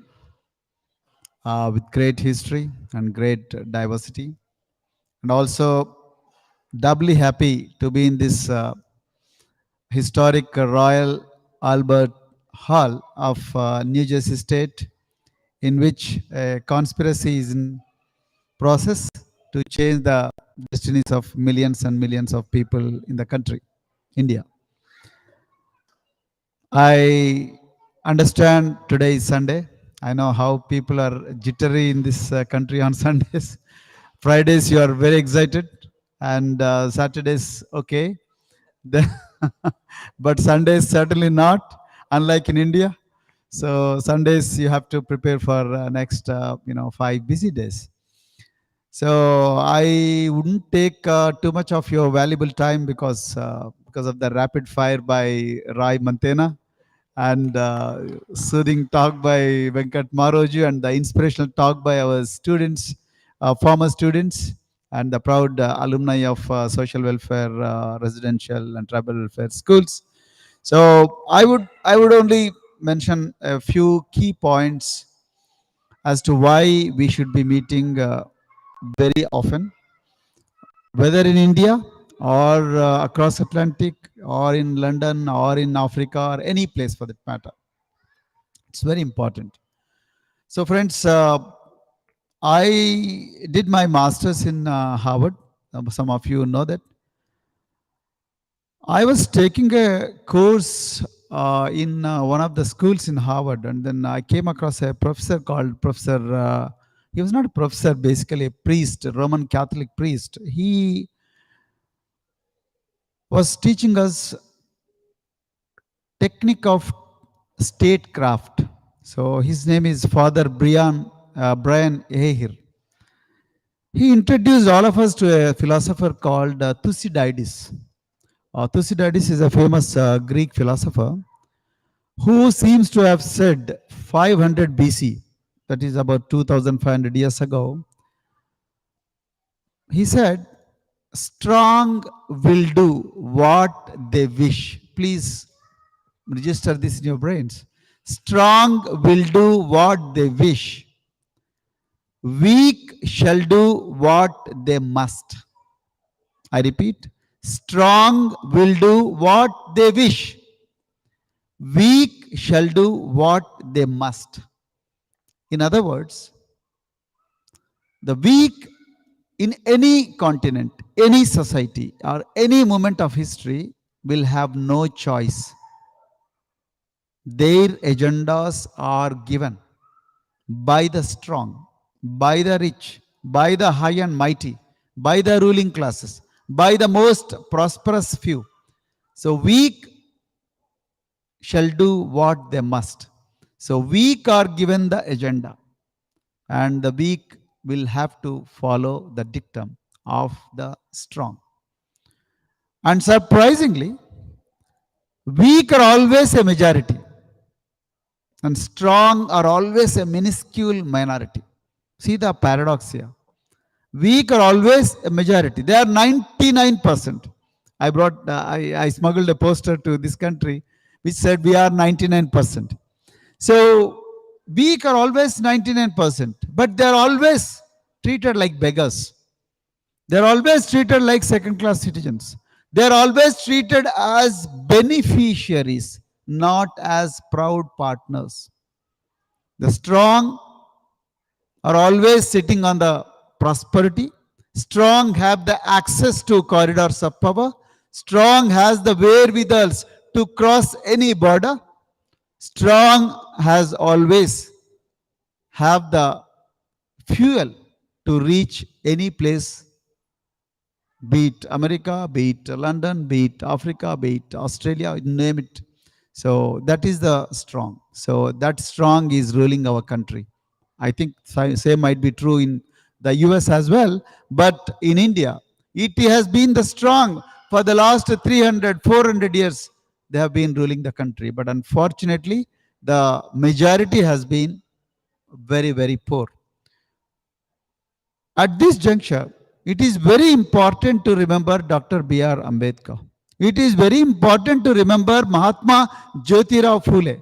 Swami Achyutanand, Sant Guru Ravidas, Chhatrapati Shahu Maharaj, Savitri Bai Phule, Fatima Sheikh, Ramabai Ambedkar, Manishri Kanshiram, and many more people. Bhenji Kumari Mayawati, who has single-handedly, who has been running the party called Bahujan Samaj Party. So, if you don't have a voice, an independent voice, strong will trample you. Strong will decimate you. Please remember, mark my words. If you don't have a voice, strong will neutralize you. They will erase you from this earth. So that is the power of strong people in this country or in this world. So many people sympathize with me even today. Sir, why did you join Bahujan Samaj Party? Why not Congress? Why not, Bharatiya Janata Party, which has been ruling this country for the last 10 years? Why not your local party, Telangana Rashtra Samiti, which transformed itself into Bharatiya Rashtra Samiti? Then I said, why not Bahujan Samaj Party? Some people said, sir, you have made such a sacrifice which is going to go waste. You could have continued as an IPS officer, you could have become a DGP, and then your family, your children, your extended family like Sweros, all these people would have enjoyed your power and authority. So, but I said, what's wrong in BSP? What's wrong in Phule's policy? What's wrong in Dr. B.R. Ambedkar's policy? What's wrong in, Manishri Kanshiram's, battlecraft? What's wrong in that? What's wrong with Mayawati, Benji Mayawati? So I want you to think on this. Imagine if there is no Ambedkar. Many of you would not have to come to this country. Imagine if there was no Mahatma Jyotirao Phule. Many of our parents would not have thought about education. They would have been moving in the streets like animals without any right to wear clothes. Forget about other things. This is a fact. Had Mahatma Jyotirao Phule not written Gulamgiri, had Mai Savitri Bai would not have worked on women's education in this country despite the cow dung and the stones being pelted on her. Still she continued the effort of education. Imagine Fatima Sheikh. Had all these people not worked on this transformation, we would not have been here. Our parents would not have thought about education. Our parents would not have been, grandparents would not have been treated as, human beings. So from there, you have Dr. Baba Saheb Ambedkar, Dr. B.R. Ambedkar. Imagine, had he not returned from Colombia to India and then probably would have settled in any university as a professor, our lives would not have been like this. At least my life would not have been the same. My grandparents were bonded laborers, right? My mother was also a child laborer. And then 2 teachers who got that post because of the affirmative action. Unfortunately, this has been erased in this country recently. So, but for that reservation, the political reservation, the educational reservation, the affirmative action, which led to those 2 people from the interior villages to become teachers who went to our village, and then they scouted for a home for rent, and then they were denied home because they belonged to scheduled caste, who are destined to live outside the village. So they said, then shall we leave the job? No. With great difficulty we got the job. And then, shall we stay in the village? There is no home. Nobody is offering the home. Then where should we go? Then they came to our excluded colony. Here you call it as segregation. There you have, excommunication or say exclusion. So there they come to a separate colony, and then they talk to our grandparent. And he said, he was very smart man. He was living in a hut. And then he said, okay, so since you seem to be people from our community, and then you seem to be working, and then probably because of your this thing, so we might get some knowledge. So you stay in our hut. And then that's how my grandparents allowed those teachers to stay in that hut. And one day, these 2 teachers, they saw my mom and holding a sickle and then going to agricultural fields and then work as a child laborer to support her parents. And then those teachers, they got surprised, and then they convinced my grandparents to break that cycle and take my mom to school. And my mom went to school, and then she used to stay, although facing a lot of humiliation and sitting on the back of the class, because scheduled castes are not supposed to sit in the front, and particularly women. Again, women are more marginalized among marginalized sections. So finally, my mom graduated 10th grade after a lot of hard work. Then she joined the teacher training college, and she married my father, again a school dropout. And then he was rescued by another teacher who was again the beneficiary of Dr. Ambedkar's vision. Then both of them married, and then we are three. So I am an IPS officer, and my brother is a professor. Then my sister is a doctor. So imagine a child laborer becoming a mother of an IPS officer. Number of times I tell this story to many audiences, because this is what we have to remember. One man's vision. My mother, my grandparents may have not met Dr. B.R. Ambedkar. Even many of your parents may have not seen him, may have not even heard him. But his vision translated into a document, and that document, the Constitution, provided for the equality, justice, liberty, and fraternity. At least a foundation is laid. So that is what made a lot of people, millions of people like mother. So then after that, the ruling classes, I have understood the game. Okay, now Dr. B.R. Ambedkar has written a constitution, and all these poor, the weak, who should be working as domestic servants in our homes, who should be working as laborer in our agricultural fields, who should be polishing our shoes, who should be stitching our clothes, who should be painting our homes. And these guys started going to school, and these guys started, speaking Telugu, started reading books, starting working government jobs. And then if this continues, what should we do? Then they took over the institutions. Whatever that is happening in India, again, it's a repeat of those 1950s. Repeat of 1960s, repeat of 1970s. Same thing is happening in this country even today, that is 2023, under the leadership of Narendra Modi and all other leaders. So then came Kanshiram. Manishri Kanshiram, he was a defense scientist, again thanks to Maharashtra, Pune.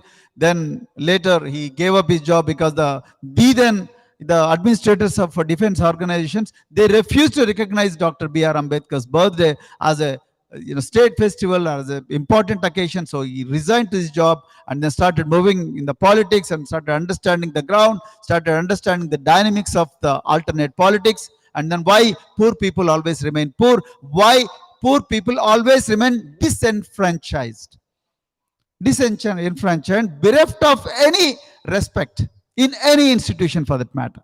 So that's why Kanshiram started BAMSEF, and all that journey is fine. Then he gave great slogan, which you must all remember: vote hamara, राज तुम्हारा, नहीं चलेगा, नहीं चलेगा. फिर एक बार बोलिए, vote हमारा, राज तुम्हारा, वोट हमारा, राज तुम्हारा, वोट हमारा, राज हमारा, यही चलेगा, यही चलेगा. वोट हमारा, राज हमारा, यही चलेगा, यही चलना चाहिए. इसीलिए don't feel sad for me for having joined Bahujan Samaj Party. I feel proud. Don't you feel proud? Please raise your hands, both the hands. Thank you very much. Thank you very much. Friends, our identities must decide our destinies.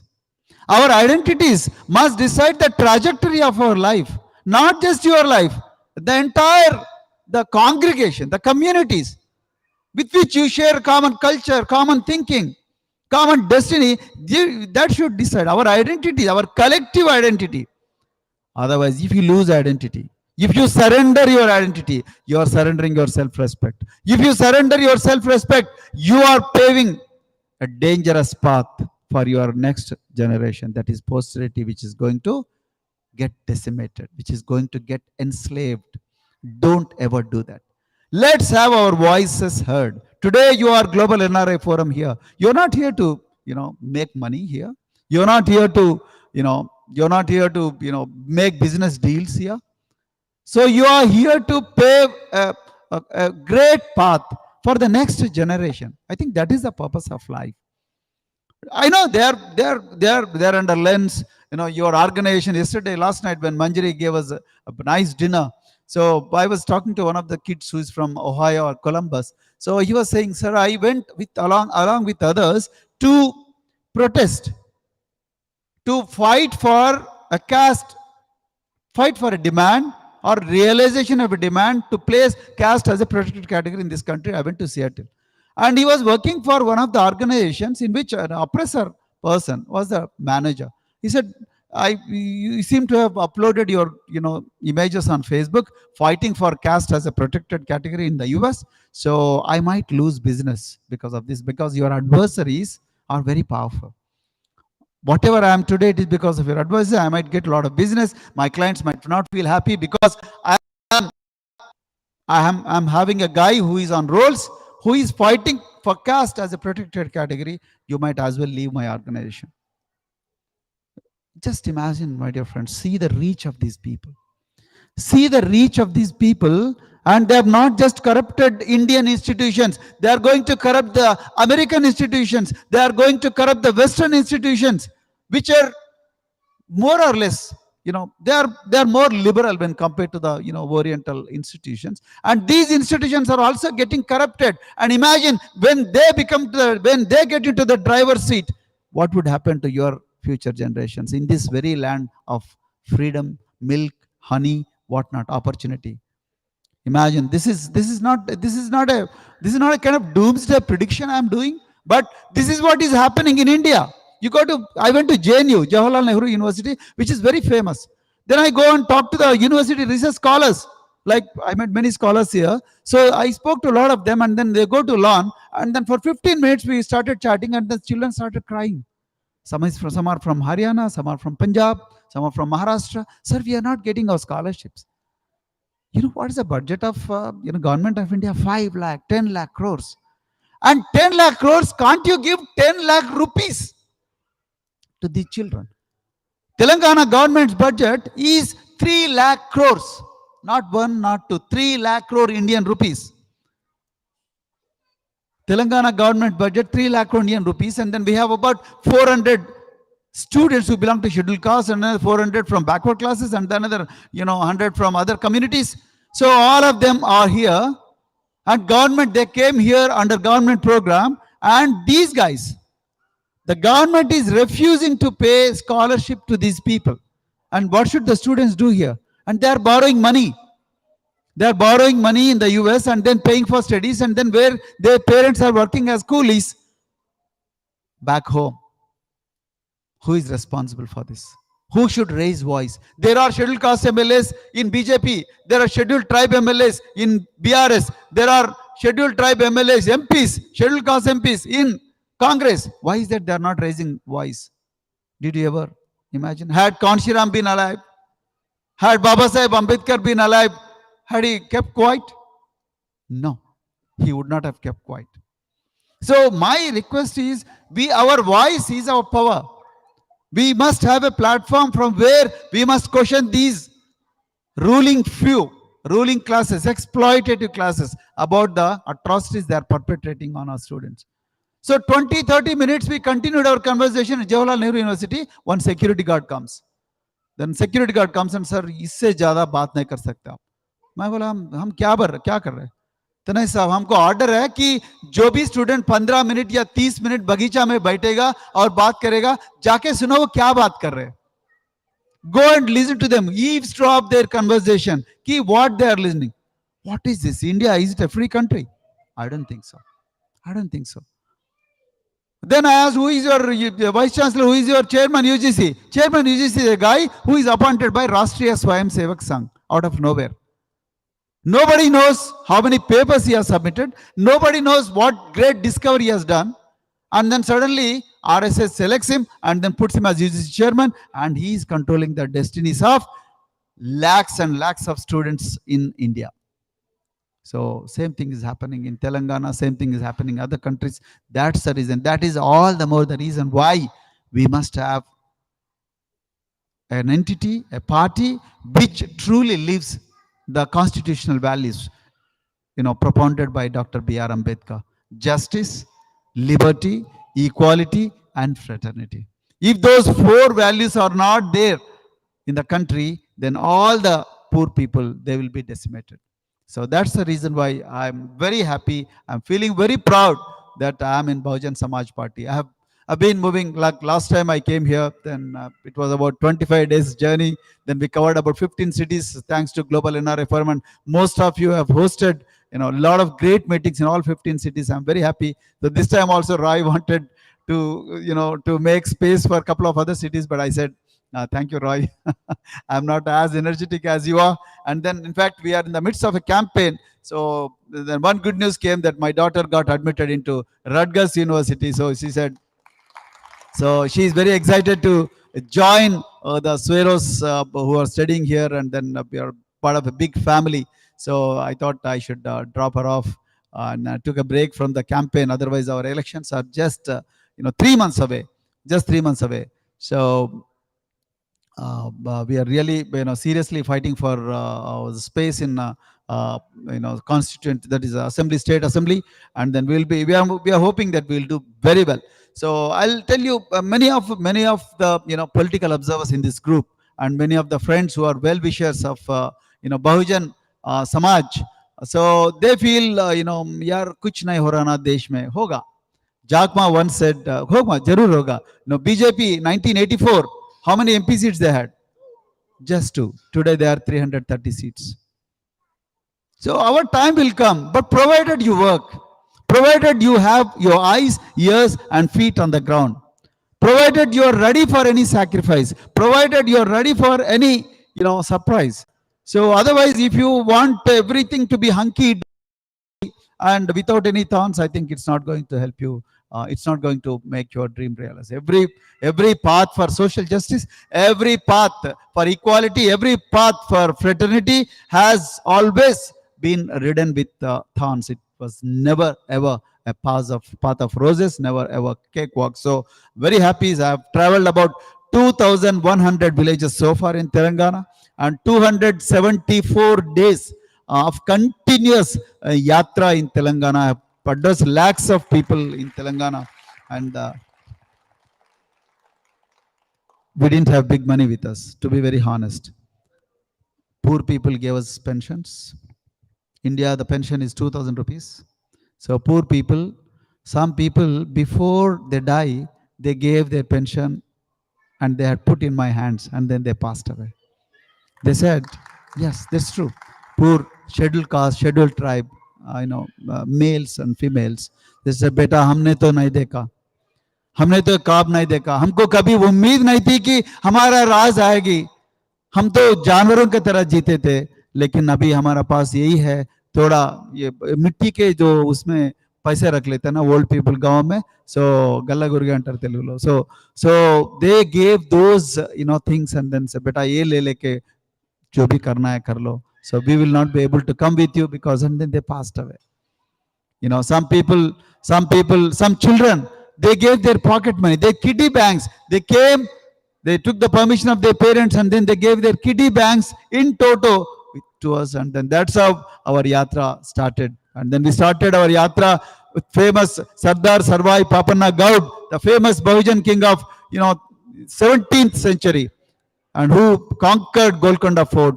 And then from there we started, because that is the most symbolic thing. So we started our journey, and then elections are 3 months away, and then we are going to definitely make a dent on the politics of not just in Telangana, but entire country.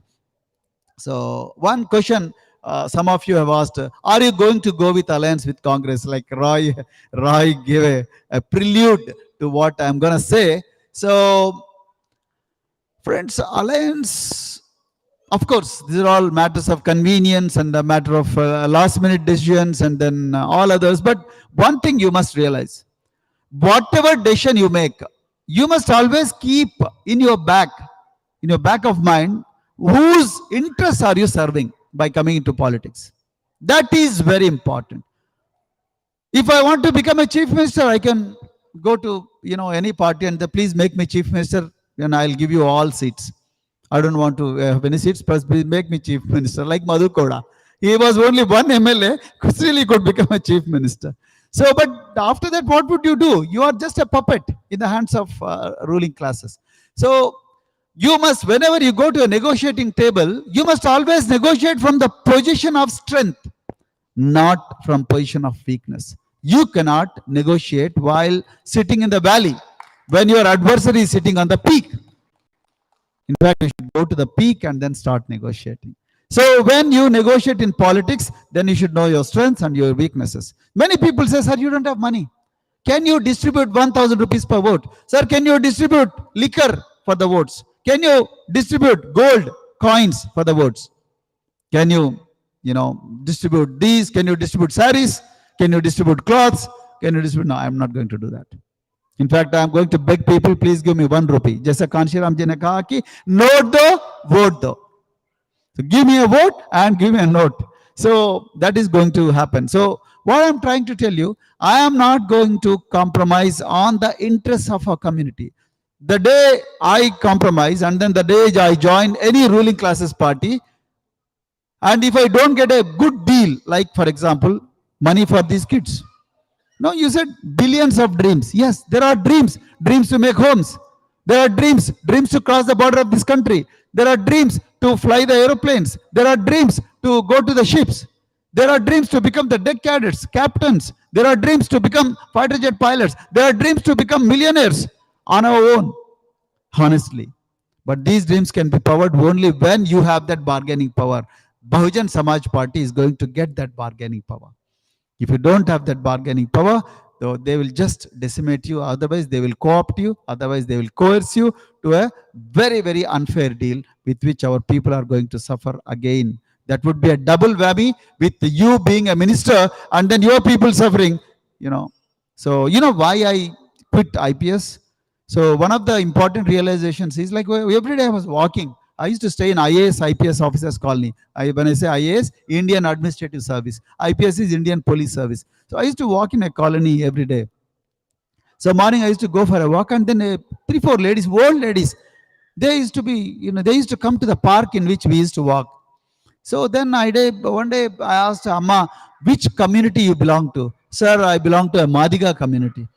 Then I said, I also belong to the same community. So, okay, sir, manchulu sir, chala manchugundi. Yes, she said, okay, good. So then I realized, look, I belong to a community and this lady also belongs to the same community.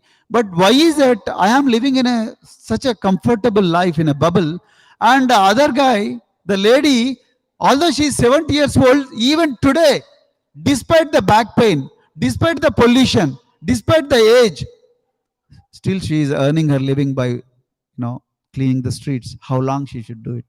Like that, there are millions of people in this country. How can I live in a comfortable bubble when people who belong to my own community, Malas, Madigas, Mahars, Chamars, then Jatos, Valmikis, everybody, every hue in this country, when they are suffering so badly.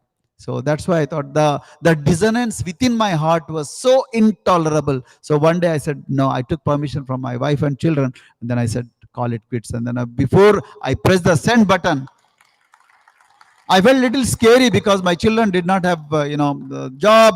Then I have no home. Even today, I have no home, no permanent. I'm still living in a rented home. So I thought, I got a little scared to press that submit button of my resignation letter.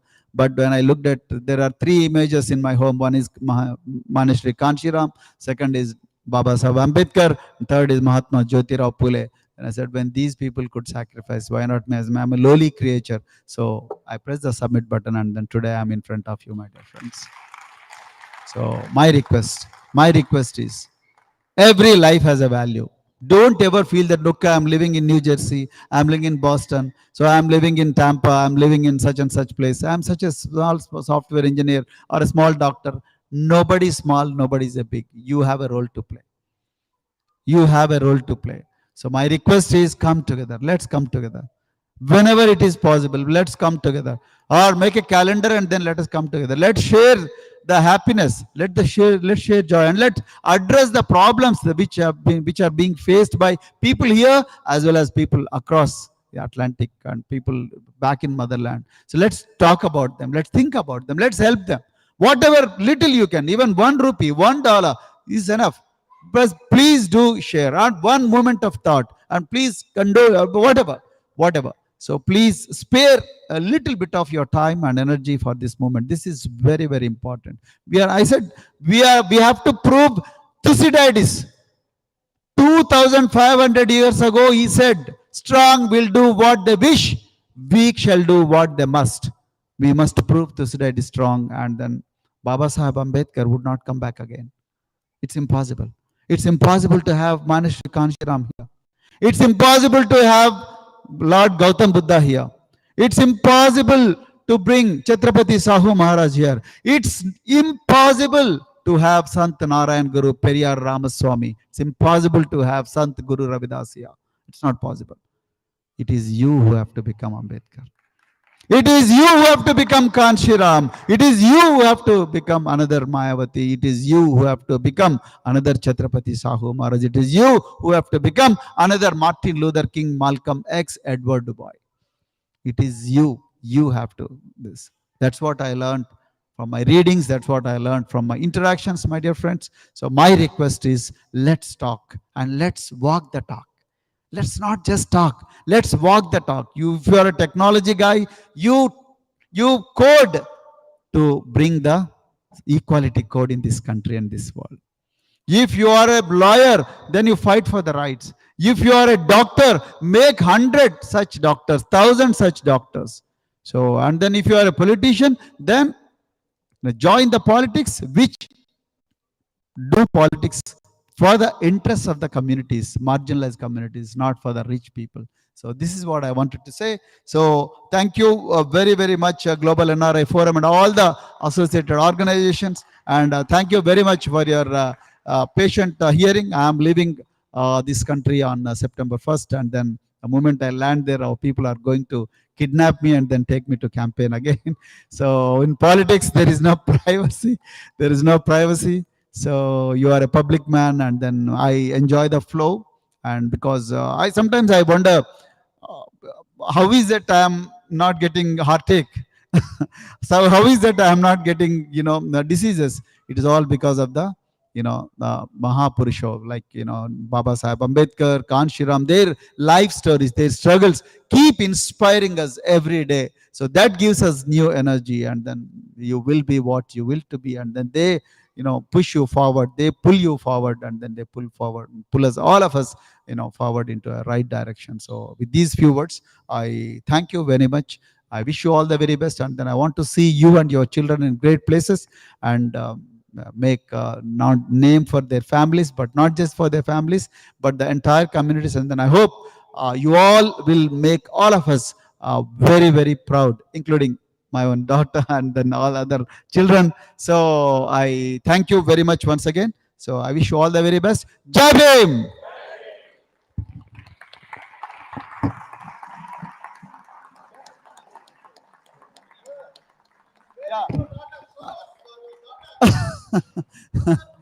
Yeah, Svecha.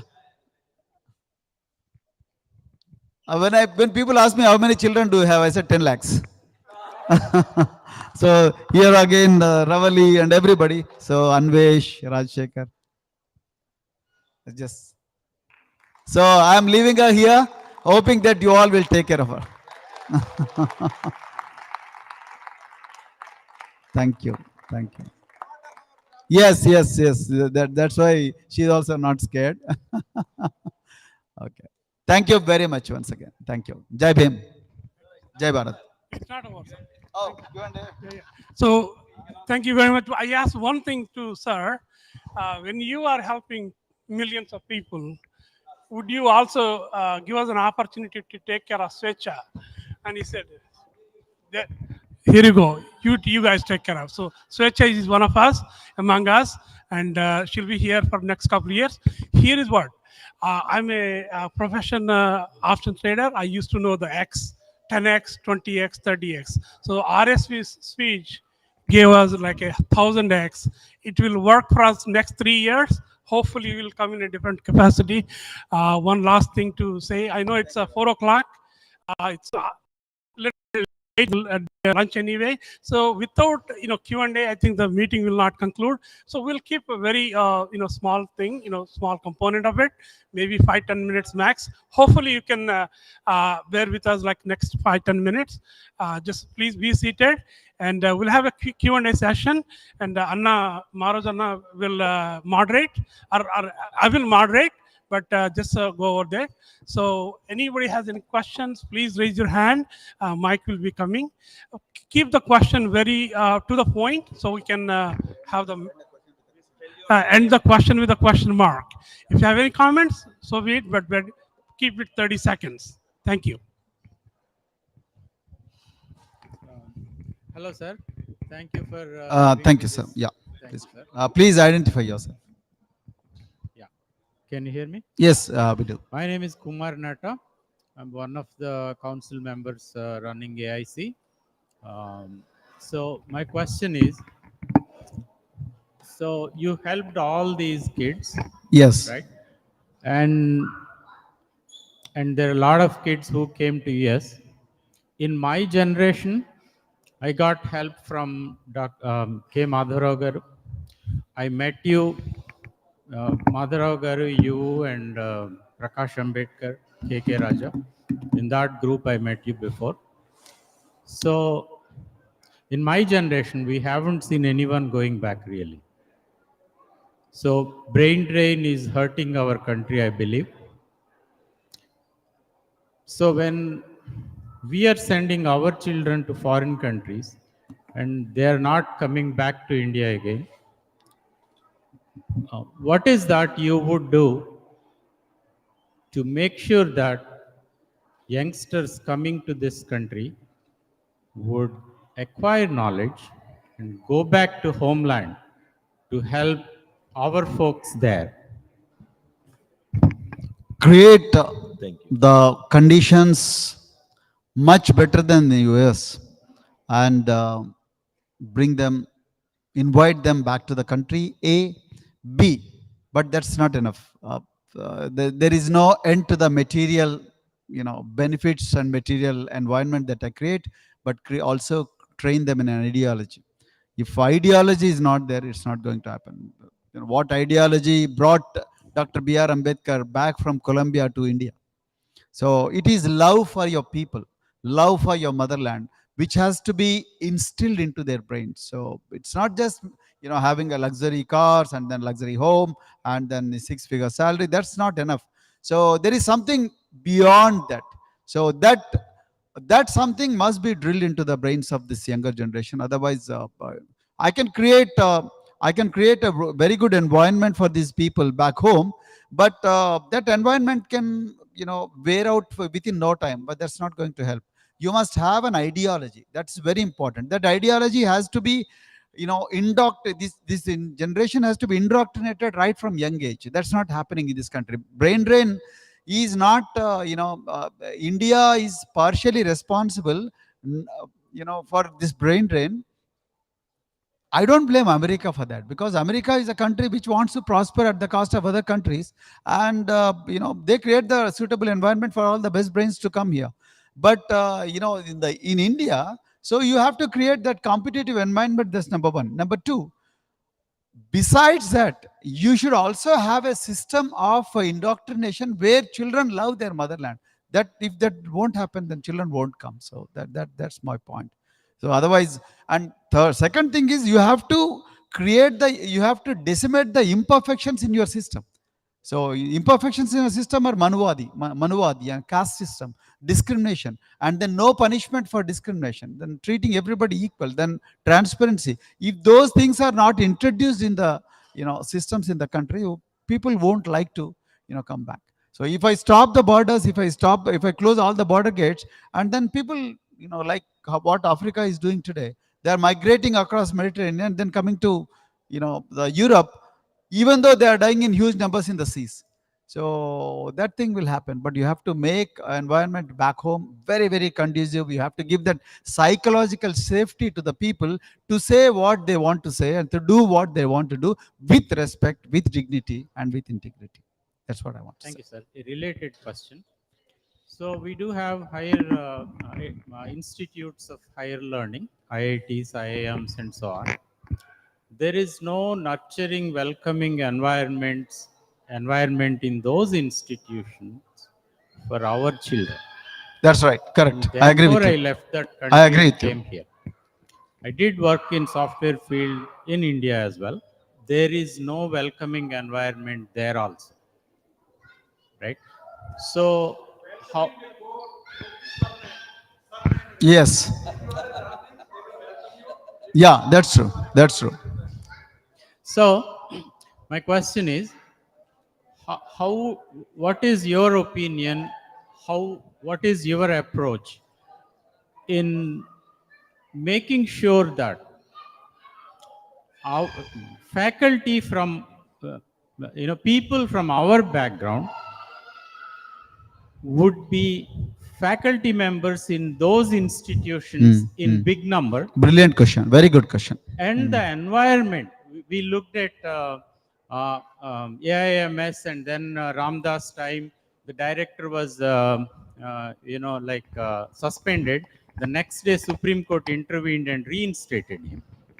There is no welcoming environment. That's one point for our children. As well, there are not enough faculty members in those institutions, not even like 0.1%.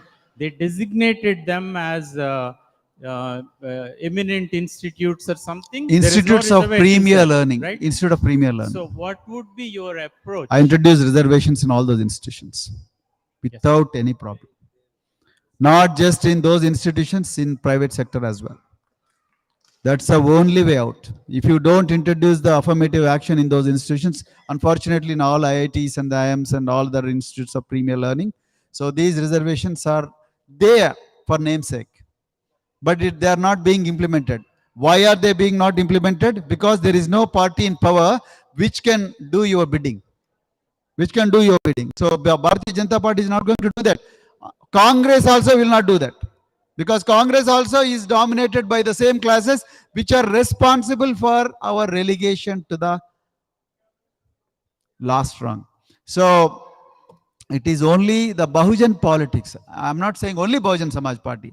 All these Bahujan politics, only those politics, when they come to power, they will do it. Like you just go to history. In 1992, the Mandal Commission was implemented. Why it was not implemented before 1992? When BP Mandal himself gave the report way back in 1977-78, and Kaka Kalelkar Commission 1956. This commission was installed in 1956, and then he gave report within 4 or 5 years, and then Jawaharlal Nehru, and then after that Indira Gandhi chose to sit on the file. They didn't implement what the recommendations given by Kaka Kalelkar, and then after that BP Mandal. Only after Kanshiram and Sharad Yadav, they threatened VP Singh that we will withdraw support and then we will give support to Devilal and then we will make him as Prime Minister. Then VP Singh got scared and implemented Mandal Commission. And then what, after Mandal Commission was implemented, what Rajiv Gandhi did, what the BJP has done, what communists have done, they said Mandal is a bad idea, drop it. That's what they said. I have every evidence on record. So these parties never wanted Mandal. Why am I saying this? Because unless you have your own voice, whether it is Samajwadi Party, Bahujan Samaj Party or Rashtriya Janata Dal, unless you have your voice, a powerful voice, unified voice, and their voices, those can be heard in the corridors of power, these fellows are not going to lay a red carpet for you to share their booty. No way it is going to happen. That's why the higher institutions, whether it is All India Institute of Medical Sciences, Indian Institute of Technology, Indian Institute of Management, and all other premier institutions, including private sector, there must be reservations. Reservation is not a bhiksha. Reservation is not a arm that you are sharing with me. Reservation is my right. Reservation is my right. It is a representation. It is not reservation. I am 15% of this country. I must get my 15% due. I am 7.5. I must get my 7.5. I am 50%. Give me my 50%. You are not giving any bhiksha. I am paying taxes. Whatever that country is today, it is because of my hard work. You cannot say, only Brahmins have worked in this country, only Kayas have done this country, only Thakurs have fought the wars. No. Who said? Show me the evidence, and show me the evidence where it is proven that by giving reservation to poorest of the poor communities, the efficiency of organizations have come down. Show me the evidence. There is no evidence on record. In fact, there is a converse evidence that because of the affirmative action, because of the diversity, most of the organizations have prospered and then their efficiency levels have gone up. So when we come into power, we are going to change all this. That is the reason why I request all of you to help us. Yes, ma'am. Vinaya. So first and foremost, thank you so much for being with us. My pleasure. Great to see you and listen to you. Thank you, and likewise. Yeah, and I recall a few years ago when you had invited me Yes. to talk to your students. It's very, very heartening to see them talk on the dais. So thank you so much. That's a transformation. Absolutely, absolutely. And Doctor, I have a question that we've seen BSP rise to the level of being a national party.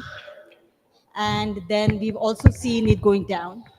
So For a while. when you said about, people asked you why BSP and why not this, that. In fact, we were super happy. Thank you very much. At least I have one person who is feeling happy. Absolutely. We were super happy that finally a man goes to the right party. Okay. So we are with you. The question is, tell us in your interactions with BSP, now being part of the BSP, what has gone wrong in the past? And what do you see that we are doing as a corrective actions? Because, I'll tell you, in a lot of, especially intellectual forums, there's so much of discussion that goes on as to why this, why not, why alliance not. So give us few pointers that will tell us what is it that is making it different this time, so that we just give very those good question. points and just stop the discussion and get to the action. Yeah, good Thank question. you so much. I'm not an authority on Bahujan politics because I'm just 2 years old, and moreover I'm taking care of only Telangana. So one of the important reasons why Bahujan Samaj Party went to the top of their performance, and then slowly we are seeing a decline temporarily at least. So one of the reasons is the rise of BJP. So the BJP has copied all the, the trade craft, the strategy and tactics, and then they started implementing in toto. Number two, they have been very successful in eating into the vote base of Bahujan Samaj Party and other related parties. And then they have divided, subdivided, and subdivided all the voters of these traditional voters of these parties, and they cajoled them towards their party. So and then they given them SOPs only for elections, and then they ensured that they go to that place. Then third thing, they have corrupted the institutions. They have corrupted the institutions, whether ED, whether the CBI, whether the police, whether the intelligence agencies, and then they started troubling most of the BSP leaders, and then in not just in Uttar Pradesh and most of the places.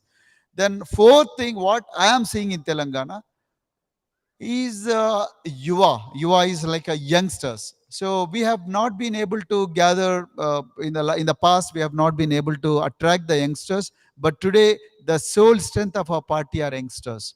So and then we have started mass contact campaigns, and because of which we are able to talk to the people directly.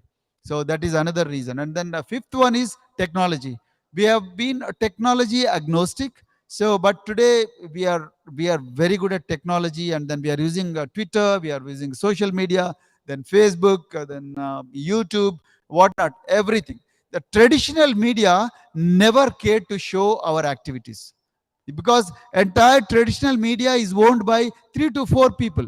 One is Adani, Gautam Adani, who is a close friend of the Prime Minister himself. Then second is Ambani, Mukesh Ambani.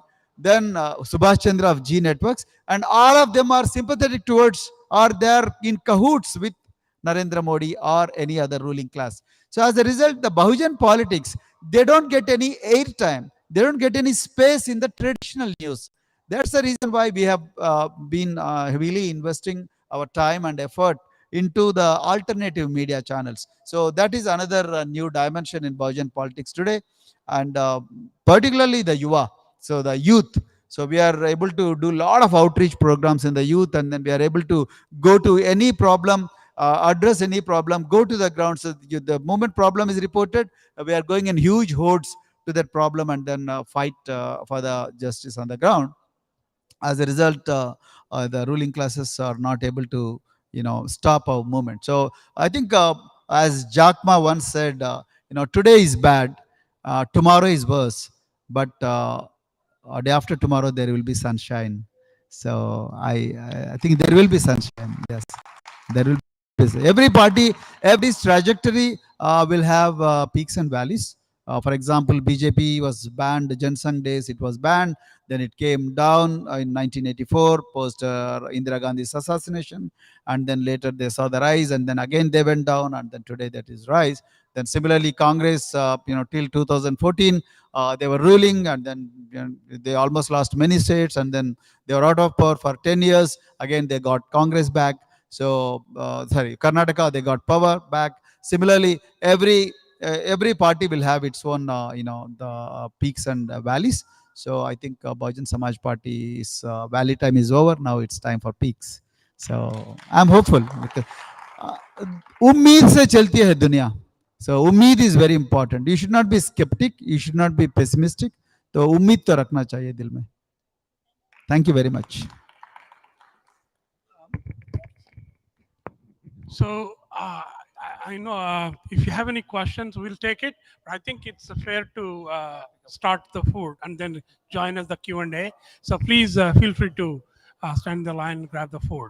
While that's being happen, we'll take one, maybe one or two questions still to engage. Okay. So if you have any question, please raise your hand. Mike will come to you. But otherwise, please proceed from either side. That'd be good. Thank you. Hey guys, can you hear me? Thank you, Purya. This Royal Albert Hall, I think it's your choice. Last time also it was your choice, and this time also Royal Albert Hall. So I think this hall will be part of our history. Thank you. Hello everyone. Praveen Thank garu, you. Praveen garu, I have some serious questions. Okay. Please go ahead. My, If I know the answers, I'll be able to. my brain is really literally exploding. Hey, this is Chris Kishore. I'm from DC, and I'm a pretty active GNF guy. I think most of you know my picture, but this is me. Okay. So Chris Kishore. Yeah. So I'm Krishna Kishore. I go by Chris Kishore, but doesn't matter. Name doesn't matter. I don't really care about it. So number one thing is, land is gold mine in India. So most of our grandparents were given lands in 60s and 70s by different political heads, which is fair.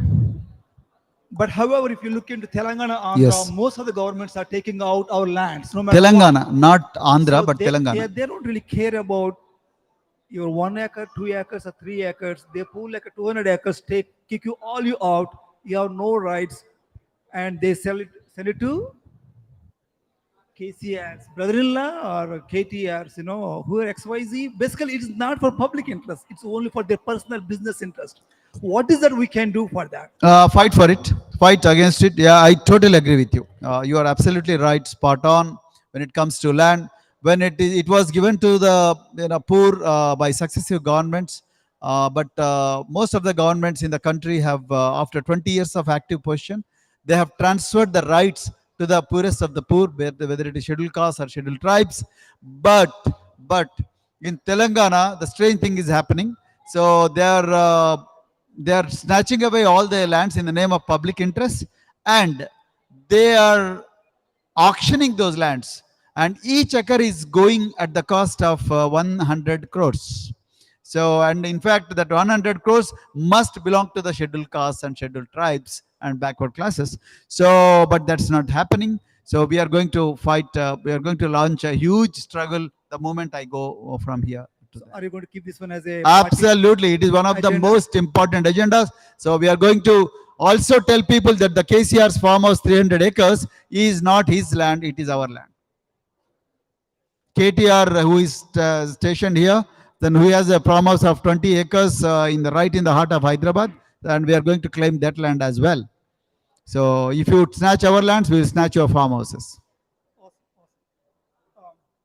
second thing is about the reservation in a private sector.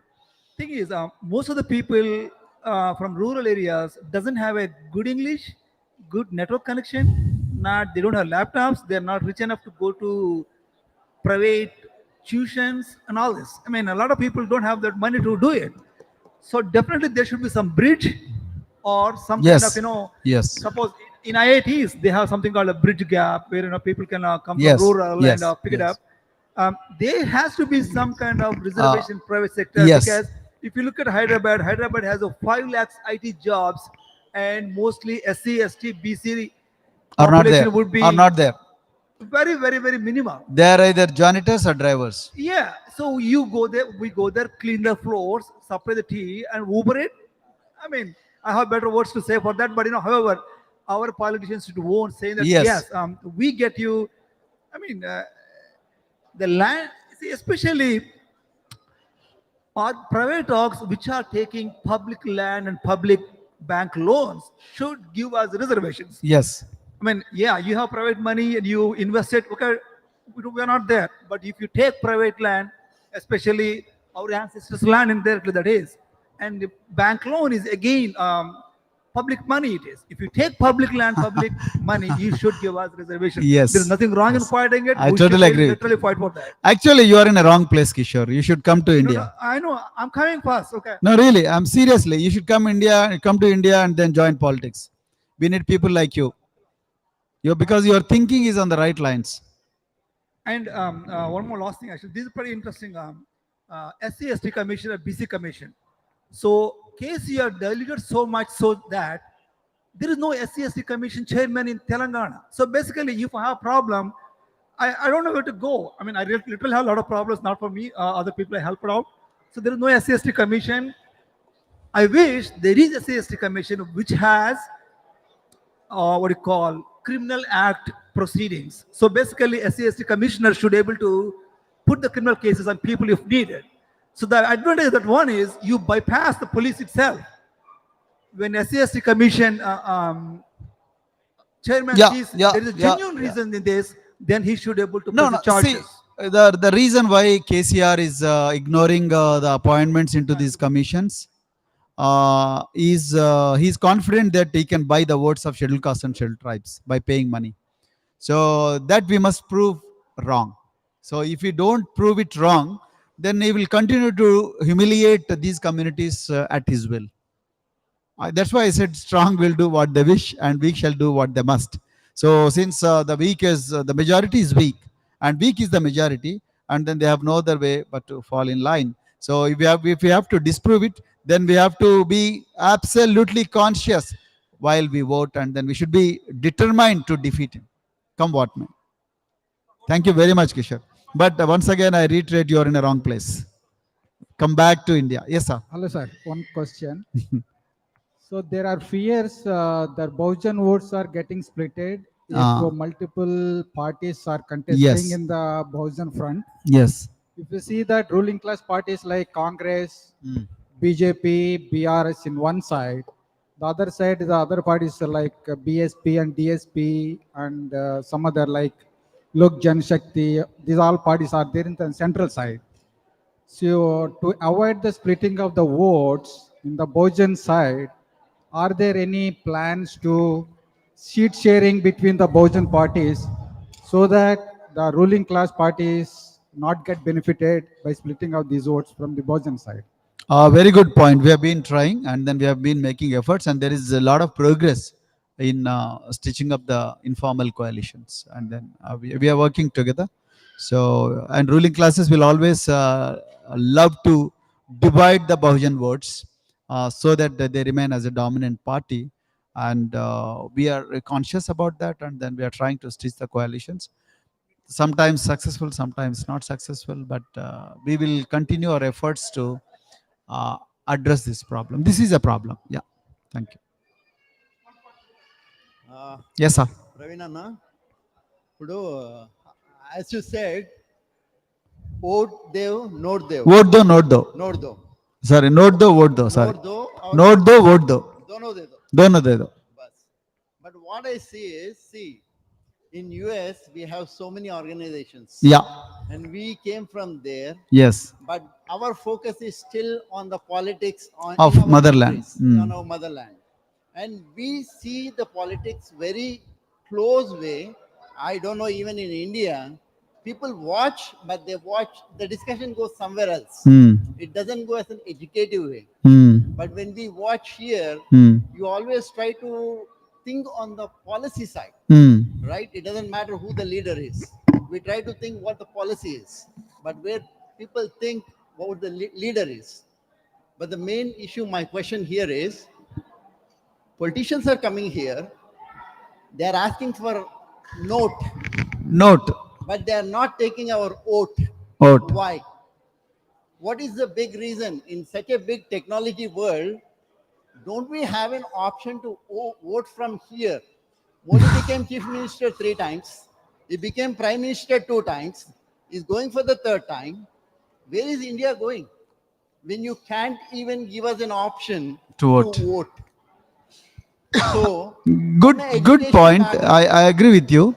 And government of India is, I mean, Election Commission of India is planning to have a e-vote. see, this planning we have been hearing, right? No, it was piloted in a couple of districts in the last, country. 5 years back, they're still working. No, but last year itself it was piloted. So they're seriously working on it. But technology, using technology for voting, will have a lot of challenges. I know, So. but see, this, Mm. we can always work because technology is so good, right? So since you're on the education side, Yes, I would appreciate. I am not on education side, but education is one of the important agendas You're now. encouraging a lot of Yeah, yeah, but that once upon a time. Now I'm a politician, full-time politician. But see, you're both, right? So why don't you take an initiative Yes. to get something done like Definitely, definitely. Good point. Yeah. Thank you. Thank you. Yes, sir. Hello, sir. Hello, sir. Myself, Vishwajit. So I work for AIM and also work in the US Army. So I had basically 2 questions. Yes, sir. Out of which one you already answered. We see lot of lack of youth participation. Yes. Youth participation, especially in our Bahujan events or Mm. like this Mm. Bahujan meet and greet. So you answered one question, how to attract them, how to engage them. The next question is, how do we create leaders from them? How do our, means there are some ways to identify the leadership quality, but how do we develop a cadre of those leaders? Because in old times, if I remember, like my Wonderful. father's time, Bahujan Samaj Party had BAMSEF and all, and they had those leadership camps and all. But nowadays, I'm not seeing those leadership camps or cadres for the youth. So how do we develop those cadres, say here or somewhere else? Everywhere, everywhere. I think I am very happy that you have asked this question. Very pertinent and very important. Leadership cannot be taught. Leadership cannot be taught in the schools, but the schools or the communities or the institutions and the families can always provide for the opportunities for shaping the leaders. So one of the important opportunities is volunteering. So if there is a problem, go and volunteer. If there is a group of people which is in the need of food, water, shelter, and go and work, then if there are marginalized communities, go and work with them, even for 2 weeks, even for 10 weeks, so even for 2 months. So that shapes their thinking at a very young age. And overnight, you cannot become a leader. And suddenly your parents say, "Beta, leader bano," to leader nahi ban sakenge. So you need to go with the problems. You need to understand the problems. Go to the ground and do your bit. Then second thing is leadership. You can learn leadership by working with the leaders. So our parents, generally marginalized communities, for them survival is the greatest challenge to address every day. So they don't think about this beyond survival, works like, going and working with a politician or interning with a politician, interning with a successful politician. Even the, retired politicians also, they don't work on these things, like mentoring the juniors, mentoring the families. And then third is, we don't have talent hunt. We have lot of natural leaders, but we don't know how to identify them. We don't have system unless you meet like this. Like today, I would say Ravali and two others, Rajshekhar and then other guy, Anvesh. So they came here and then they gave their, they did this work. And then some people may have worked in the background, like for example, Purya, then New Jersey, Srinivas and Manjari. And like for example, last night we had a dinner in Manjari's home. She invited all of us, and that again is a leadership. So like that, you need to go beyond your comfort zone, and then that has to be taught to the kids right from young age itself. And then that's how the leaders are made. And leaders also must know the history. If they don't have idea about the history of who are the people responsible for what I am today, and being grateful and being mindful about the sacrifices made by your ancestors, and the leaders won't be able to go forward. That's what sir has been asking. So why is that people are migrating to the US but not going back to the motherland? It is because the people who are migrating to the US, they are oblivious of the history and oblivious of the sacrifices made by the people who lived in the motherland. So all these things are, there is no one word answer for your question, but leadership has to be groomed. We have to give a lot of opportunities to the people, youngsters, to become the leaders. So Bahujan Samaj Party, now we have started Bahujan Volunteer Force. So wherever there is a problem, volunteers go. Then we have started a portal called mybsp.in. You name your problem, I will send a team of youngsters to solve the problem. mybsp.in. Similarly, we are using WhatsApp, we are using Twitter, we are using all other social media tools, because the mainstream parties won't be able to give us this opportunity. So, and it is very important for the alternate parties to develop leaders. Otherwise, you see the history. You have Dr. B.R. Ambedkar, then Jyotirao Phule, again gap of 10 to 15 years, then B.R. Ambedkar, then gap of 30 years, then we had Kanshiram, then gap of 30 years, then we have Mayawati, and then after that, again, there is no towering leader in the country. So, and so-called leaders, again, they either join BJP or Congress, and I don't call them as leaders, they are just chamchas. I'm sorry to say this. Thank you. Of course, yes. My job is to mentor thousands of youngsters. If a leader doesn't have a succession plan, he is not a leader. Thank you. Yeah, I think let's try to wrap up. But one last question you wanted to ask. Come. So this is the last question. But I mean, Praveen will be here, so we can have. Yeah, I'll be here. I'll be available Please, online, please. and So- I will be available offline as well. Praveen, Dr. Praveen. Yes. So really, I truly appreciate you. You came from a marginal section and become a leader, so a political leader. I truly appreciate and encourage you. And my question is very simple. Of course, I'm from Telangana. No problem. So basically, in the next coming elections, we are nearby. So you are going to go with independently or alliance, or you want to contest in all? As of now, independently, and if any party comes forward, and if the terms and conditions are agreeable, as I said, I have the interests of Bahujans in my mind. If I am not satisfied with the terms and conditions, probably I might walk out of the talks. And as of now, we are going alone, and then we are doing well. We are doing pretty well. Our vote bank was 2% before I took over, and today we are hovering over 9%. So you are going to contest in all constitutions? Yeah, almost we have 119 constituencies. We will be touching about 80, 85. And we'll be... Maybe this is question, maybe wrong. I heard one of the interviews, some of the people said, Praveen is, he has his own party, he's running party. Someone behind there to giving some, funding purpose. No, I told you my fund, a very good So point. maybe this is, I am getting my funds from pensioners, then small employees, and poor people, and nobody else. Yeah, that's true. Because otherwise, had I got the funds from rich and high and mighty people, income tax would have raided my home by now. I agree. So congratulations. ED, All the best. ED, CBI would have been after me, but so far they have not been able to touch me. So thank you very much, Purya, for being what you are, and for bringing us, all of us here. Thank you very much. Jai Bhim, Jai Bharat. Thank you so much, sir. We look forward. We wish you all the best, and we look forward to seeing you in the next role. Thank you very much, and thank you, guests, this afternoon. Please enjoy the food, and we'll hope to see you soon. Thank you, Rajni.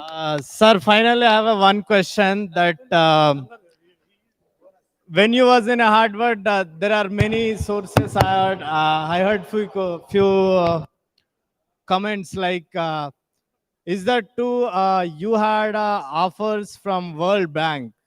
So soon after your masters, you went back to India for in the same post. So is that true that you got offer from World Bank?